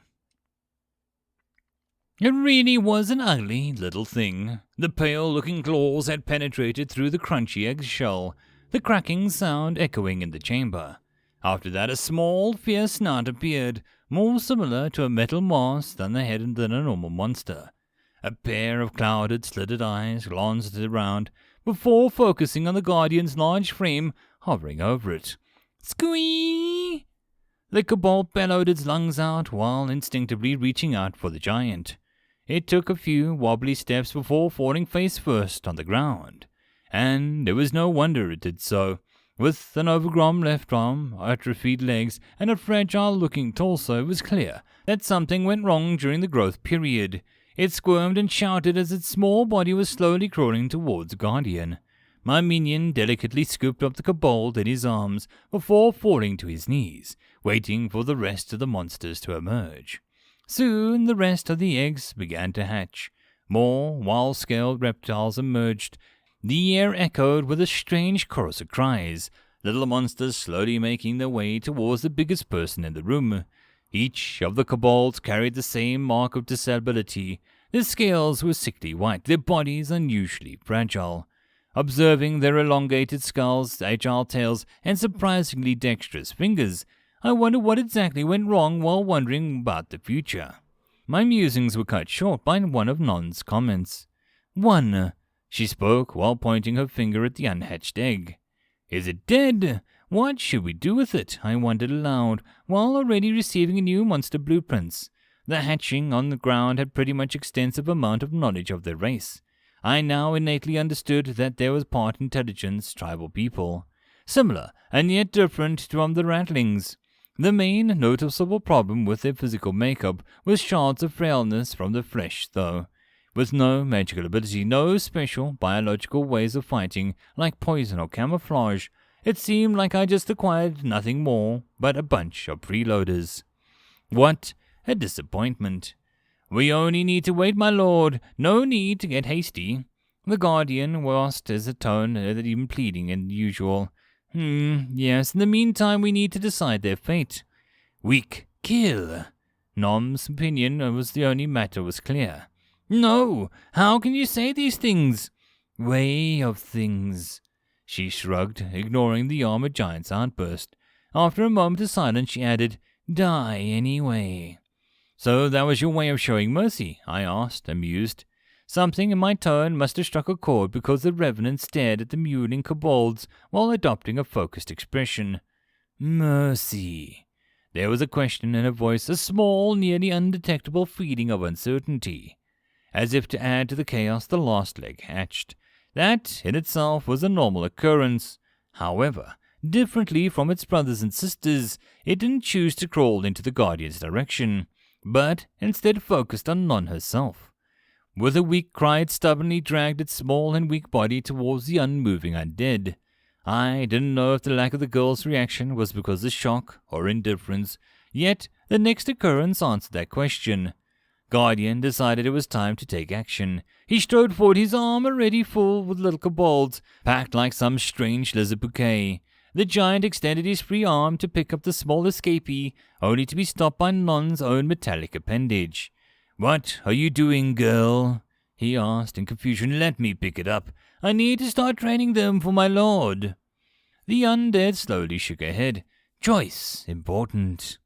"You can't do that. You just advised our lord to kill them all." "Choice." "My lord." "Let her have it," I answered. My first course of action was to follow the Revenant's advice, to kill them all and be done with it. But a moment later I asked myself a question. Why should I kill them? Was there anything that gained from their deaths? Was I getting back any resources, experience, items? Was there any purpose for their deaths? other than simply mercy given to those too weak for this world?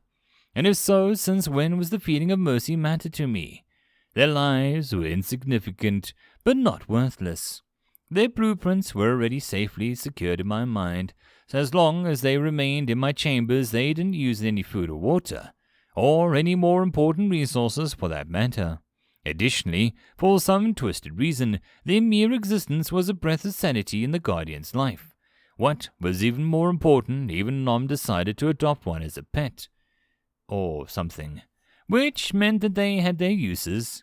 Worried words broke through my contemplation. "My lord, are you feeling fine?"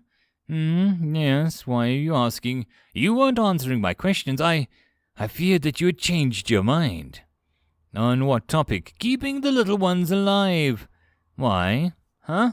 Why would I do so?" "I could feel your disapproval, my lord." The Iron Giant was still kneeling on the ground, his head lowered. "Even I know that they're weak, small, broken."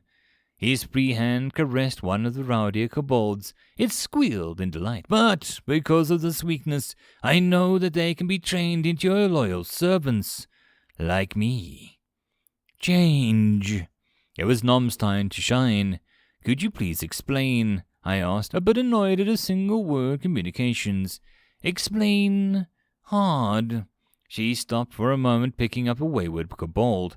Unlike Guardian, she didn't do it gently. Instead, her metal fingers lifted it by the scruff of its neck, observing its struggles and confused hissing. "Change metal." She pointed to the kobold's arms and legs. Oh, I immediately understood what she meant.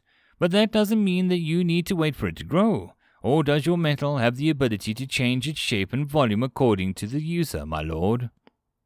I don't remember it having such convenient ability. Then you'll have to take care of the little ones for some time, girl. Become a mother. I could hear a soft laughter in the giant's voice. Mother. She wrestled with the idea for a moment. No. A quick shake of her head followed, the black hair swinging in the air. Master. Disciple.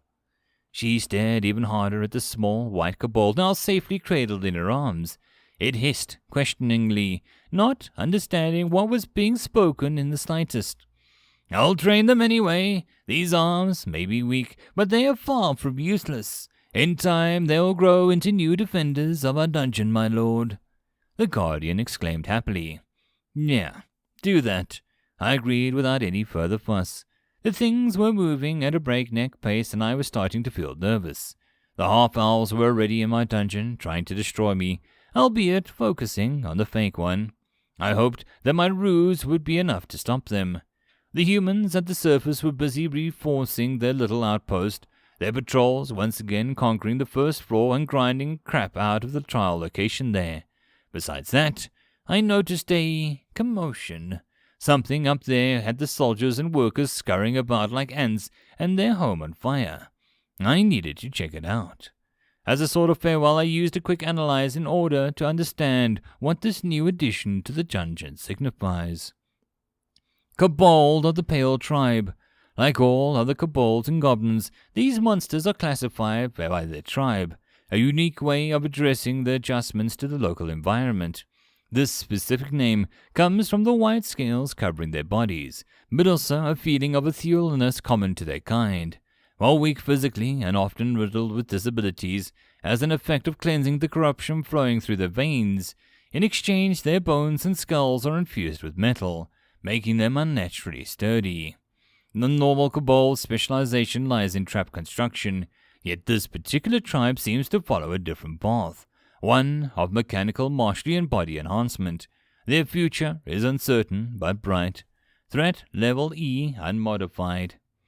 Okay, that was creepy. How in the hell did this description account for the decisions that were just made a moment ago? Or was it more a natural path that the kobolds would have taken if left alone? They were under the influence of the fake core for a long bit of time after all. No matter, whatever the reason, I was more than important problems to take care of. My focus shifted to the surface. The outdoors looked a bit different, signs of devastation mostly taken care of. The silvery trees and the other shrubbery were slowly regrowing, a touch of metal in their bark and leaves a clear sign of my influence. Half a dozen new tents had been erected some way away from the compound, the armed guards nervously checking them out every few seconds. It seemed like they were more interested in what was happening inside than barring access to the various onlookers. My only means of scouting the surface were still only a few surviving cameras, so I couldn't exactly see what was happening inside. Thankfully, only after an hour passed, two familiar figures emerged from the tent with grim expressions on their face. Master Vincent and the helmeted mage, the Charles Blue Flame, were walking slowly towards the outpost's wall while exchanging words. I, of course, focused on listening in. So the reason is still unknown. Yes, sir, there was no change in their look, no coughing, no external symptoms. One day they just fell asleep and never woke up. You knew about this elven poison, the mage interrupted. Curse of sleep. Charles nodded approvingly. Yes, that one. Don't you have any idea what this new ailment could be? The Master Vincent shook his head. I checked and checked again. They're just sleeping. None of the tests I brought back were any results. I stopped for a moment, scratching his chin. I did find one commonality, though. Every single one of the ill soldiers was accompanying us when the princess released her poison. Then the old mage raised a hand. Stop Charles from speaking out. But still doesn't make sense for this to be the reason for this malady anyway. Only some of them fell ill. After all, why not all of us? Why not me or you? There have to be differences. I thought it would be manner in our bodies, but that doesn't match either. About 3/4 of the bodyguards accompanying us were fine. He stopped his machine gun-like speech while breathing heavily. I simply don't know what the reason is.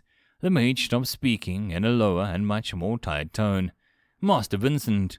And it's terrifying. The old mage twisted his face in fear, but he quickly controlled his expression. I will continue my tests. Poison, magic curse. If any of the patients wake up again, you'll be the first to know. He smiled tiredly. What is the chances that the illness started to spread because of the dungeon?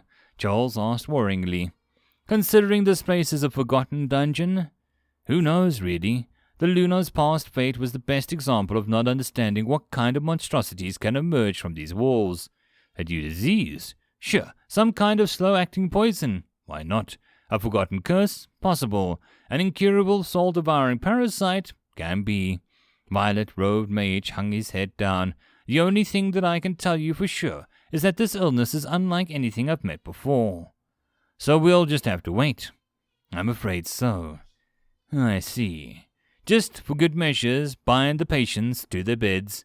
Why, sir? I'm afraid if this malady came from the depths of the dungeon. Charles stopped for a moment, his eyes glancing at the sunset in the distance, and because of that some more dubious methods might have been used, like killing off the carriers, for example, or burning this whole place down. Master Vincent massaged his temples. Very well, I'll ask my pupils to start restraining them, and I'll give the orders to the guards. With a small nod, both men parted, one returning to the isolation tent, and the other walked towards the human outpost. I thought about the problem for a moment, but I don't think that any biological warfare weapons would be developed by my creatures. And even if they did so, I was sure that they would first ask me to deploy them. More like I hoped. Yet, I'm still not the most important matter. There were other problems to address, like owls steadily cutting down my defenders and getting closer to the last room on the 3rd floor. After the initial success of my rattlings, the enemy reacted, changing their formation to more condensed and giving notice to the tunnels dotting the dungeon's walls. The effect was clear to see. Fewer owls died and more of my own creatures bit the dust. On the other hand, the speed of their advance had fallen too. As the little pick-me-up, the surviving dark mage rats already caught up, helping their brethren in harassment. The egg mechs were too big to fit in, though, and instead backed up the angrily stomping berserker. At least, I wasn't the only one having problems. How long until we arrive at the core? Asked Ian, while conjuring a wooden spear and sending it out at the nearby rat. The monster's head popped like a squashed fruit before it fell to the floor. The rest retreated. No idea, Agric shrugged. At least, unlike the other floors, this one's pretty straightforward. Yes, thank goodness for small boons. I grumbled. My third floor setup was far from finished. While I had already populated every single room, there weren't many tricks in the place. Barring the secret door just before the boss chamber, hearing sentence call it easy wounded my pride more than I had anticipated. There was, of course, a checkpoint filled with a few electro-touch Libras, but I didn't have a lot of faith in their resistance.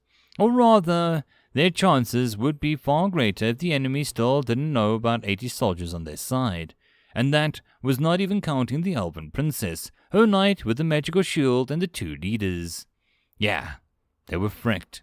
I tried using my remaining time wisely, moving some rattlings to raise the defensive count, but it was mostly done for appearance sake. The way down to the core room couldn't be too easy after all. It was the other way around. It had to be wrought with perils. The price for success had to be paid in blood. Otherwise people would grow suspicious. Even the artificial, or should I say not sapient, dungeon cores were programmed in such a way to protect them from destruction. I couldn't do worse. To my surprise, the formerly rowdy undead started to suddenly fall in line. All Libras were quite stupid, but the electro-touch variant took the cake, while the rest of their brethren tried to keep together and sometimes even employed a small semblance of tactics. Captains being a praiseworthy exception, these guys simply ran straight in a line towards their target. Only the addition of a sudden arcs of electricity, sometimes extending from their flesh, made them more dangerous than the less advanced brethren. Now, instead of chaotically moving from one place to another, they all instead diving themselves into small groups, searching for places to hide and ambush the incoming soldiers. The room was barren and clean. With a few ingenious moves, they managed to fit various cracks or simply lie down on the floor, playing dead. A moment later, another batch of rattlings arrived while dragging behind some half-dead vegetation, which surprisingly managed to reconnect with the ground in only a few seconds. The new rats were different from the rest, their brown, loose robes covering most of their bodies and faces, leading them as a little bigger specimen with arms and legs covered in roots. Their leader squeaked a few more times, and his subordinates dragging even more greenery inside. The plants were quick at reattaching themselves, but their leaves and branches weren't looking that good, and yet there was something familiar about them. I focused on suddenly knowledge flooding into my head. Handberries. That was the true name, a plant that was never seen before in this world, grown in my own private garden, with the dark green, thick leaves and delicately looking branches. It was similar to its cousins growing above the ground, and it even had an edible, if bitter berries. There were a few unique qualities to this kind, though. The first was how the handberry loved to grow in mana-rich locations, and the second was how the berries had little hooks, used to cling to anyone stupid enough to squeeze through between their branches. And third, the rattling leader squeaked once again, and under his commands, the brown-robed rats cut their paws in one decisive quick action. Then, after another squeak, they sprayed the red blood on the bushes. Handberries grew explosive in accordance to the sucked-in liquid. I really hoped that the rattlings used the blood because water from the nearby river wasn't accessible. I really hoped there wasn't some kind of religious ritual. And in a few minutes, the formerly barren room was filled with plants, not only hiding the remaining electro-touch Libras, but also providing a natural barrier against advancing elves. Finishing their job of brown-robed rats left one after another. Their small jungle remained. The invaders arrived around 20 minutes later, their vanguard entering the room. Before stopping, one of them went back, only to return with Ian and Agric a moment later. The 2 half-owls stared at the dark green chamber for a moment before snickering. "It's a trap." "Yep, a trap all right," Ian smiled. "Then can I ask you to do a druidic mumbo-jumbo and give us a way forward?" Agric bowed slightly. Ian, however, was angered by his jest, the half-elf's brown eyes turning to slits. "How many times do I have to tell you? It's not that hard." He raised his voice. "Druidic magic is not the same as nature magic. I am not a priest. I would be like saying a human light mage is equivalent to a healing priest. Yes, it's all mumbo-jumbo to me, anyway." "Damn brute," Ian sighed, combing his gurdy hair back. "Just stop talking, okay? I get even angrier if you don't. I just get crap from my family every day. You don't have to add in." Agric grew serious immediately. "I'm sorry. I forgot how your people are when it comes to these things," he added in a quieter tone. The atmosphere turned somber until Ian smacked his bigger companion on the shoulder. "Let's not talk about that."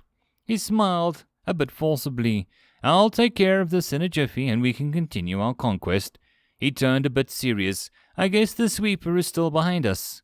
"Yes," Agric nodded, "and it's gaining ground. The tempo slowed too much. We might have to sacrifice some blood in order to speed up." "I see."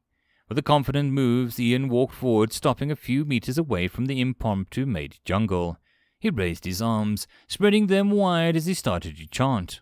A long string of words that I wasn't able to understand continued for about 30 seconds, until he ended the sentence in a stronger, commanding tone. And like they were listening to his speech, my plan started wilting in a short moment later, uncovering the levers hidden in the gist. Of course, the main trope of a fantasy, elves and plants. How did I not project this? "Undead!" the elves shouted, noticing my forces. "Archers to the front!" Agric commanded his subordinates, surging forward. "Pepper them with arrows!" The elves followed the words to the letter, speedily killing the enemies. Libras fell down in silence. After the first line of defense was decimated, the rattling commanders ordered a rapid counterattack, their minds still struggling with the fact that the invaders had the ability to control nature. Both the undead and the remaining rats ran forward haggardly, keen on tasting the enemy's blood. Yet most of them died even before reaching the melee range, only a few surviving long enough to deal most superficial of damage.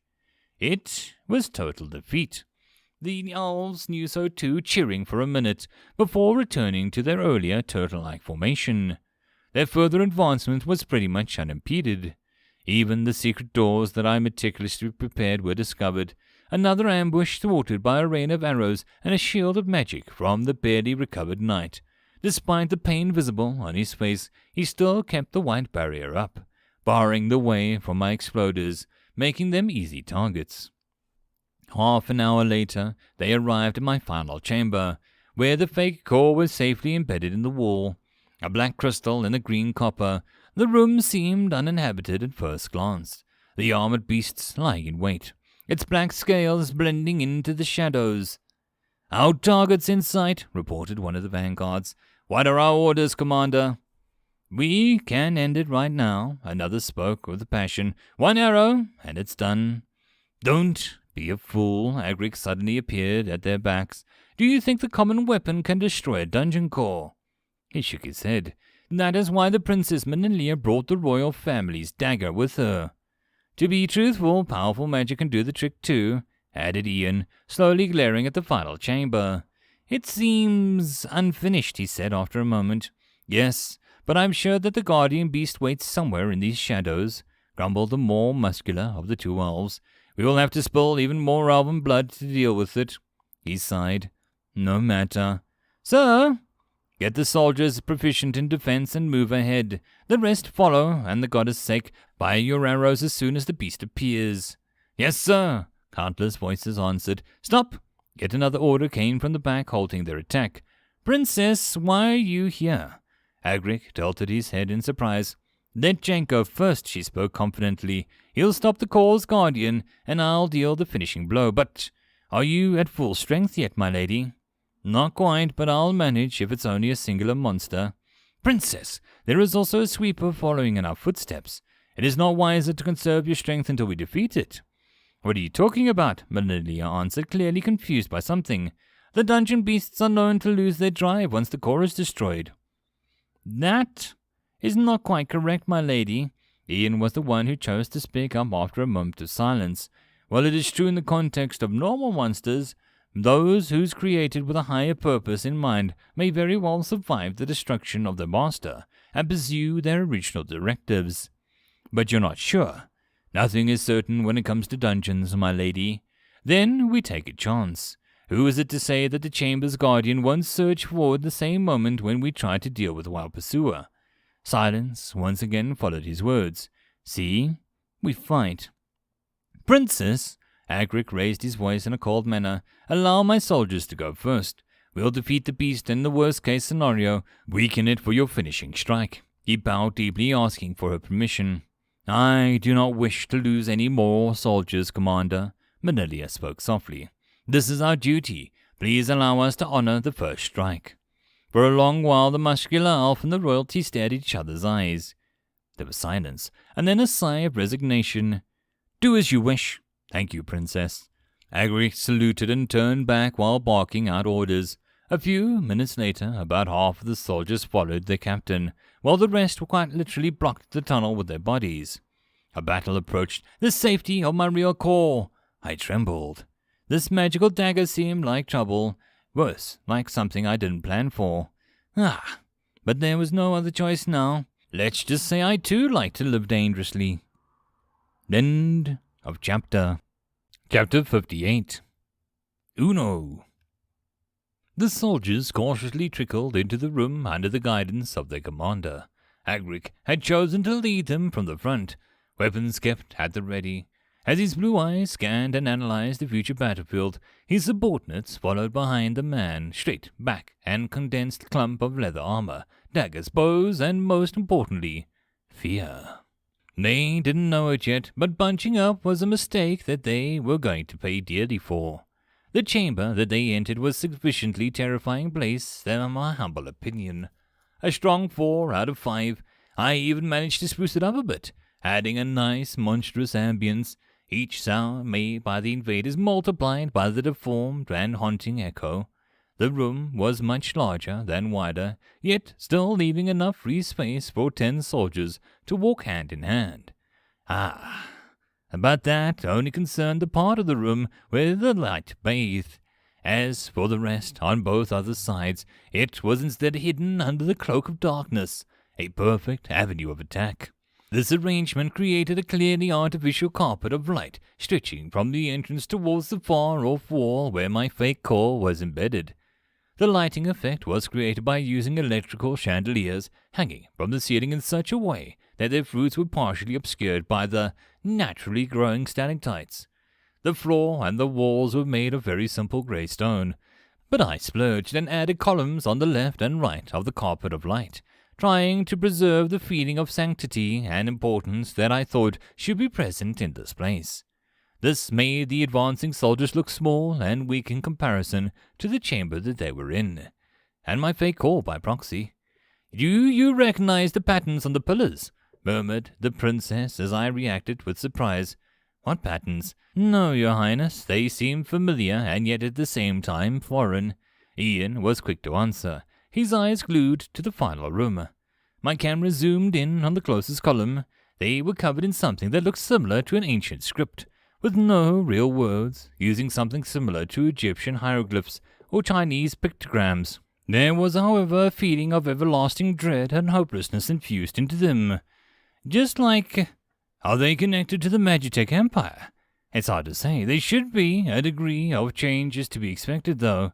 The dungeons are known to introduce a mix of elements of different cultures. He scratched his chin. Let us not forget that this place was once a human castle. Who knows what the core gained from disassembling the architecture? I see. While this relaxed exchange was taking place in the back, the vanguard soldiers weren't having a good time. It's a trap, whispered one of them under his breath. No crap, genius. Shut up and keep your eyes forward, added another one. Keep the ranks. Archers, ready your weapons. Mages. Where are you, mages? Gingy is in the back. One of the earthen mages got done in by the rats. The other is in the middle of the defensive formation. One of the fire throwers was held in reserve. He observes the princess. The remaining ones stand with us. I dislike that term, you know, the robed figure grumbled, the unruly reddish hair escaping from a white cap. Also, we left the least experienced one of us in the back. Believe me, he would cause more trouble than this is worth. I understand. Nobody likes being set on fire by allies, murmured one of the more scarred soldiers. Keep it together, men. Agric was one of the silence of the elves. You're not children, act like it. There is something hiding in the shadows. Don't let it get a jump on you. Captain! The room always have a guardian. They usually represent the creature that the dungeon focuses on. The leader scratches his chin for a moment. Considering what we saw thus far, it should be either a rodent or an undead, maybe a golem. Or a combination of these, a second fire mage added, as his face was a figure hidden completely by the robe. I just hope it's not some kind of unkillable undead. I think that you will get your answer soon. As Agric screamed out the final words, my armored rat beast lost all its patience and silently jumped out of the shadows, a large and dark form gaining momentum in seconds. Look out, what? Ah! The mouls didn't have a time to react.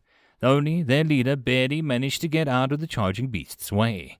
The man behind him wasn't as lucky. His chest immediately skewered and the body dragged by my monster. 2 others were trampled, their bones thoroughly broken, while their screams joined the chorus of Temporary Guardian finished its charge. Roar! The armored beast roared its challenge, the brutal face lighting up with joy as it saw the elven ranks falling in confusion. It turned back slowly, small, beady eyes searching for a gap to exploit, still staring at the soldiers in disdain as it shook its horn, letting the impaled body fall to the ground with the glistening black scales and red blood. The wet thump with which the dead comrade and his stones beneath him seemed to enrage the enemies. They gripped their daggers even harder and charged forward while screaming insults at the air. Above their heads a small cloud of arrows already targeted the black beast, falling down on the overgrown rat like a locust. This vicious expression of the archers turned to shock when, instead of satisfying sound of metal-piercing flesh, they heard only tink, tink, tink, as the arrowheads helplessly fell on the ground, deflected by the monstrously strong scales. This slowed the frenzied charge somewhat, but not all of the attackers were deterred. A few of them jumped ahead, their powerful swings simply bouncing off the beast's side. "Why don't you die?" screamed one of them with a fury, only to get instantly skewered by the bladed horn. "Focus on the eyes and the mouth," shouted another one. His life too ended, but a mere moment later. "Look out! Dodge!" The beast moved and the soldiers were thrown into the air, their bones, their muscles broken by the mountain-like physique of the charging monster. The archers let loose another volley, hoping for luck to strike more than anything else. The result was, however, the same as before. Their arrows no more effective than the thrown sticks. "Scorch it!" Agric shouted, and the major started to summon their flames. But, like the blue-famed noble, they had to do it slowly and carefully, focusing on control more than power. Yet the rat beast was not a fool, recognizing the danger and quickly changing its targets to the file wielders. Its clawed feet screeching on the stone as it forcibly turned a few 100 kilograms of muscle in place, reorienting itself towards the incoming magical attack.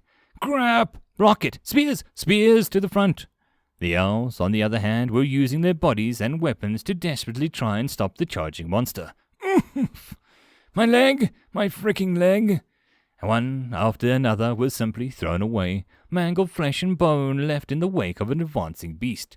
Powerful, unstoppable, invincible. At least my creation seemed to look like that, until one of the luckier warriors managed to cut its inner thigh of the rat beast, causing it to tumble and then fall to the ground with a great explosion of sound and dust. A few pillars were broken in places, and the grey stone shooting out like shrapnel. This allowed the mages in the back to focus their fire. A fireball, a flame arrow were created and thrown in the beast's direction nearly immediately. The explosion sounded, followed by an irate scream, and slowly falling dust that had risen once again. For a while the whole chamber was silent, the invaders holding their breath in vain hope that their enemy was defeated. And, as if to break that expectation, a crazed roar echoed in the room. I smiled. It was truly made of sturdier stuff than the other monsters. This time the roar conveyed not only a challenge, but also hatred and indignation. "We kinda made it angrier," mumbled one of the surviving soldiers. "It bleeds, it can be killed." "Yeah, but how many of us will die until we manage to do so?" "Why, the princess isn't helping." "Shut up, follow orders." "Gather round," screamed Agric. "Defensive formation, soldiers. Aim for the joints, archers. Focus on the eyes, mages. Keep the heat on, blast it, no matter where it attacks." "We may kill some of our own soldiers that way, Captain," one of the file readers spoke out. "Then, so be it." He turned back, his eyes calm and thick with a sense of purpose. What is your name? Me, sir? The Earth Mage seemed a bit out of it, his youthful face covered in grime and blood. Not his own, though. Yeah, you, soldier. Sund, sir. Okay, listen up, Private Sund. Can you destroy this place? Pardon? I am asking if you can break down the flat terrain that this beast uses to kill us off. Agric pointed at the nearest floor. You and your deceased friend already had done it once before. Son twitched for a moment at the mention of his former companion, but managed to quickly regain control. In the battle against these undead and rats, fricking rats, Agric growled. Do you remember? I would like you to stop it from charging. He stared off at the younger elf, his eyes and voice already back to normal. The mage in question gulped heavily. Are we all going to die if I can't, sir? He asked in a trembling voice. No, of course not. The larger elf sighed loudly and clamping his hand on the subordinate's shoulder. But more of them will die, so don't screw up. Deep breaths. Yes. So, can you do it? I'll try. I have a shield spell. Most of the Urge mages have one, nodded Agric. I can use some of the debris here to make small walls, petitions, hills. It should work. He trembled a bit more, I think. Then do it. Agric turned his head. Hunbar Kijit Buck, guard the mage with your own lives. He squinted. Understood, yes, sir. Good. The second round starts now, eh? While the owls were preparing, my armored beast wasn't wasting time. It stalked in the darkness, searching for the best avenue of approach. Instead of attacking silently, however, it had chosen to announce its presence. The blood craze already taking a hold of its sanity. With a burst of energy, it emerged from the darkness, monstrously large rodent covered in black scales, and immediately charged forward, the temporary elven formation. It was a simple plan, really, to rely on the superior speed and mass in order to cut down the amount of time that the enemy had to attack it. Unlike before, the enemies were ready. The fire mages were throwing their blazing magics, while the sole earth wielder made it impossible to approach the formation freely. The earlier scuffle also left the beast with wounds. 2 patches of melted scales decorated its left side, damaged from the oppressive heat, a weak point for iron arrowheads and weapons. It was the start of a decent bloody battle, one worth watching, and one which was cut short with a single powerful word. Enough! A woman's voice echoed in the chamber, her blonde hair reflecting off the ever-present flames. Just die, monster! With Manilia's command, a beam of light appeared out of nowhere and cut the armor beast in two, thus ending the encounter. The flesh of the monster sizzled as it fell to the ground, an expression of unwillingness and fury still present on its brutal features. The elven survivors stared at the dead beast, some with an expression of bitterness, others simply filled with joy. Slowly, the soldiers started to cheer, at first quietly, only to finish with an overwhelming loud ovation. Their minds were filled with but a simple miracle of managing to wade through a deadly battle. The water mage was already busy with mending flesh and bone, bandaging the wounded and cleaning the survivors. In the meantime, Agric and Manilia were having a little chat. I was listening in with curiosity, of course. Your Highness, what are you doing? Saving your life, of course, she answered haughtily. The man sighed in response, slowly massaging the bridge of his nose. Firstly, we had everything under control. Losing half of your squad meant their battle was under control. Princess, were you a part of any other dungeon subjugation party? No, but how's that important? It's important, Agric cut her off. He lifted one of his fingers. Firstly, we all, he pointed towards the soldiers, mages, archers, every single one of us, he squinted his eyes. We are expendable. You are not. But, secondly, he lifted another finger. Did you recover completely? The muscular elf asked keenly, his eyes searching for any sign of weakness. I mostly recovered. Manilia stumbled a bit in her answer. And what do you mean by that, Your Highness? How many light beams are you capable of producing right now? 2? Another sigh made Manilia tremble. That's what I'm talking about. You're our hidden weapon, our strongest blade. He stared at the rejoicing soldiers. Yes, a few more elves will live today. But what about tomorrow? Agric tiredly turned his gaze back to the princess, who shuddered in response. Yes? Thirdly, Did you consider that we have a sweeper on our trail, and that it is possible that we were all going to die down here anyway, simply because we were too impatient? I am strong enough to beat any one monster in 1, maybe 2 hits, she declared proudly, her blonde hair swaying with every move. There are things out there. Hagrid started to talk before waving his hand. He gave up. Doesn't matter. What's done is done. Please do your duty so that we may return. Who knows? Maybe we may even avoid the sweeper. He smiled bitterly and then bowed, at which Melania nodded uncertainly, her steps leading her towards the fake black core. I won't lie, I was terrified. This was one of the things that might one day end my existence, one of the fates that I was desperately trying to avoid. As she came closer, a cold feeling of fear engulfed me more and more. Unconsciously, my distress was transmitted throughout all the dungeon's denizens, and they reacted. The roars, the squeaks, the pure emotion of fear filled the halls. Do you feel it? Asked Ian, flanking the approaching princess. Yes. What is that? She asked, her eyes wide open. Even though the dungeons aren't really alive, they too fear death, and as you approach with the royal family's dagger, a tool of their destruction. He stopped for a moment, the regret and sadness filling his young face. They wail, they scream, and sometimes I think if they could, they would beg.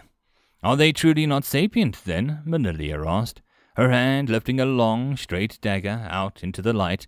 It glimmered, at first glance, but a simple weapon, if not for a small, reddish gem embedded in its hilt, just like my fake core in the wall.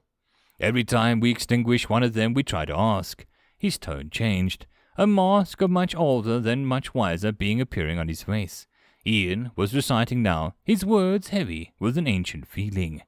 Is there really no other way? Speak to us! Understand us, oh, the light brought from the heavenly spheres. We do not want to waste your gifts.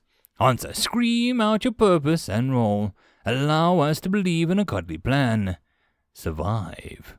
He ceased speaking, tensing his ears for an unheard answer. And for one long moment I wanted to answer, to cut the charade short, speak with somebody else other than my subservient monsters and brainwashed followers, to stop this damn loneliness of mine. But I didn't. The fear, the terrifying visions of the second death didn't let me up. Thus I was decided. Ian breathed out, turning towards Manalia. Please, princess, do the honors. Yes, she nodded crisply. I just need to lift it up and plunge the blade into the dungeon core. That is correct. Won't the metal break, though? She took another look at the weapon. It doesn't look very sturdy. It is, however. There is an old magic that works here, one that we don't understand, one that we don't need to understand. Never. He smiled weakly. This part always dampens my mood. I can't shake the feeling that we are doing is murder. What? But it killed the goddess knows how many people, Manalia disagreed loudly. After we invaded its home, after we are trying to kill it. So, please, do it quickly. Yes. Without any other warning, she lifted up her weapon and struck the blade into the middle of the fake obsidian core. The dagger entered easily to its hilt and slowly growing brighter and brighter. Is it broken? Manalia asked. Nothing's happening. No, it should start soon. Something stirred in the dagger's handle. Something old, a greedy, ancient being, a monster, a devil. It yawned loudly. The invaders couldn't hear it, but I could. It opened its maw, the wider and wider, until only thing that remained was a greedy, monstrous mouth and 2 small, bright eyes. A second passed, and a bit devouring a fake core in one sloppy chomp. Another second was lost, and then this part of me was gone, and I understood that this was a large, tragic mistake. The fake core was fake, but it was also a part of me, my memories, my feelings, my dreams, and now it was irreplaceably destroyed. Then pain came, like a wave, slowly strangling my mindscape with the darkness, forcing me to retreat, to run, to hide. From one memory to another it tried to steal my very being as I fought against the current, slowly being dragged towards the still open maw of the beast. Ah! My mental scream came out unknowingly, enraged my followers, scaring Nom and Guardian. I fought. A second after. Who knew for how long? It felt like minutes, it felt like years. One desperate fear against another desperate fear, against the slowly consuming darkness. Darkness. Darkness. The whole place shook, my senses curling up. Like a kicked puppy, I yelped, I begged. Nobody heard me, but darkness. Darkness, darkness. Gobbled words penetrated the fog of my consciousness. That is how a dungeon dies, and this is why I hate these jobs. They faded away, and when I thought that it was the end, real end, of a different, cold, soothing darkness came, and I lost my consciousness. Uno, some time later. Bam! The sound of echo somewhere. Bam! It comes and goes. A simple thing, yet full of rage and longing. Bam! Like an old clock, a regular strikes the hour. Or was it a second? A minute? Bam! And what was even the concept of time, really? Especially here, in the soothing dark. Bam! Wait, what was that sound? My alarm clock. Do I need to go to school? To work? Bam! I didn't really remember setting such a vulgar and brutal-sounding soundtrack, though. Bam! Okay, now something really seems weird. Bam! Okay, I'm waking up. Can't a dude sleep a bit longer in his free day? Sheesh, people today. Maybe 5 more minutes. Bam! Okay. Frick, how did I open my eyes again? Wait. Something's not right. No eyes? Bam! From where all of this light had come. Bam! And you? Who are you, you damn fricker? Always banging on my doors. Just follow the noise. Yes, just like that. Follow the noise, Uno, and kick his rear. Bam! Gotcha, huh? What happened? My lord! A happy, screaming voice echoed in my brain. What are you? My lord, you're safe. Oh, thank the unfeeding gods. Hey, I thought it would be my fate, to be alone again. God, the heavens are just, oh, my lord. Will you shut the frick up? Yes? A small, squeaky voice answered my question. Much better. Have I drunk something? Could dungeon calls even have a hangover or two at the same time? But more importantly, what the hell happened? Where are you? Where's Nom? And what is going on in the dungeon? And what's the situation above ground? Bam! And what the frick is that sound? You may need a longer explanation, my lord. Start with the sound it's driving me insane or not. The overall situation, more important. Yes. You see, after the half-owls broke the subcore, well, we all kind of, lost our minds. The rattlings were most affected, pretty much pouncing on any enemy available. The undead simply stopped functioning, and about 3/4 of them, the ranks of your minions, are currently greatly reduced. Bam! You still didn't tell me what the sound is. A clock? Did I install a clock in my time of madness? No, you were just leaving, my lord, and I was just getting to it. I could hear him slowly strolling dryly. Pretty impressive considering that we were having a mental conversation. After your assumed demise, Berserker blocked the way out of the final chamber and started attacking the invaders.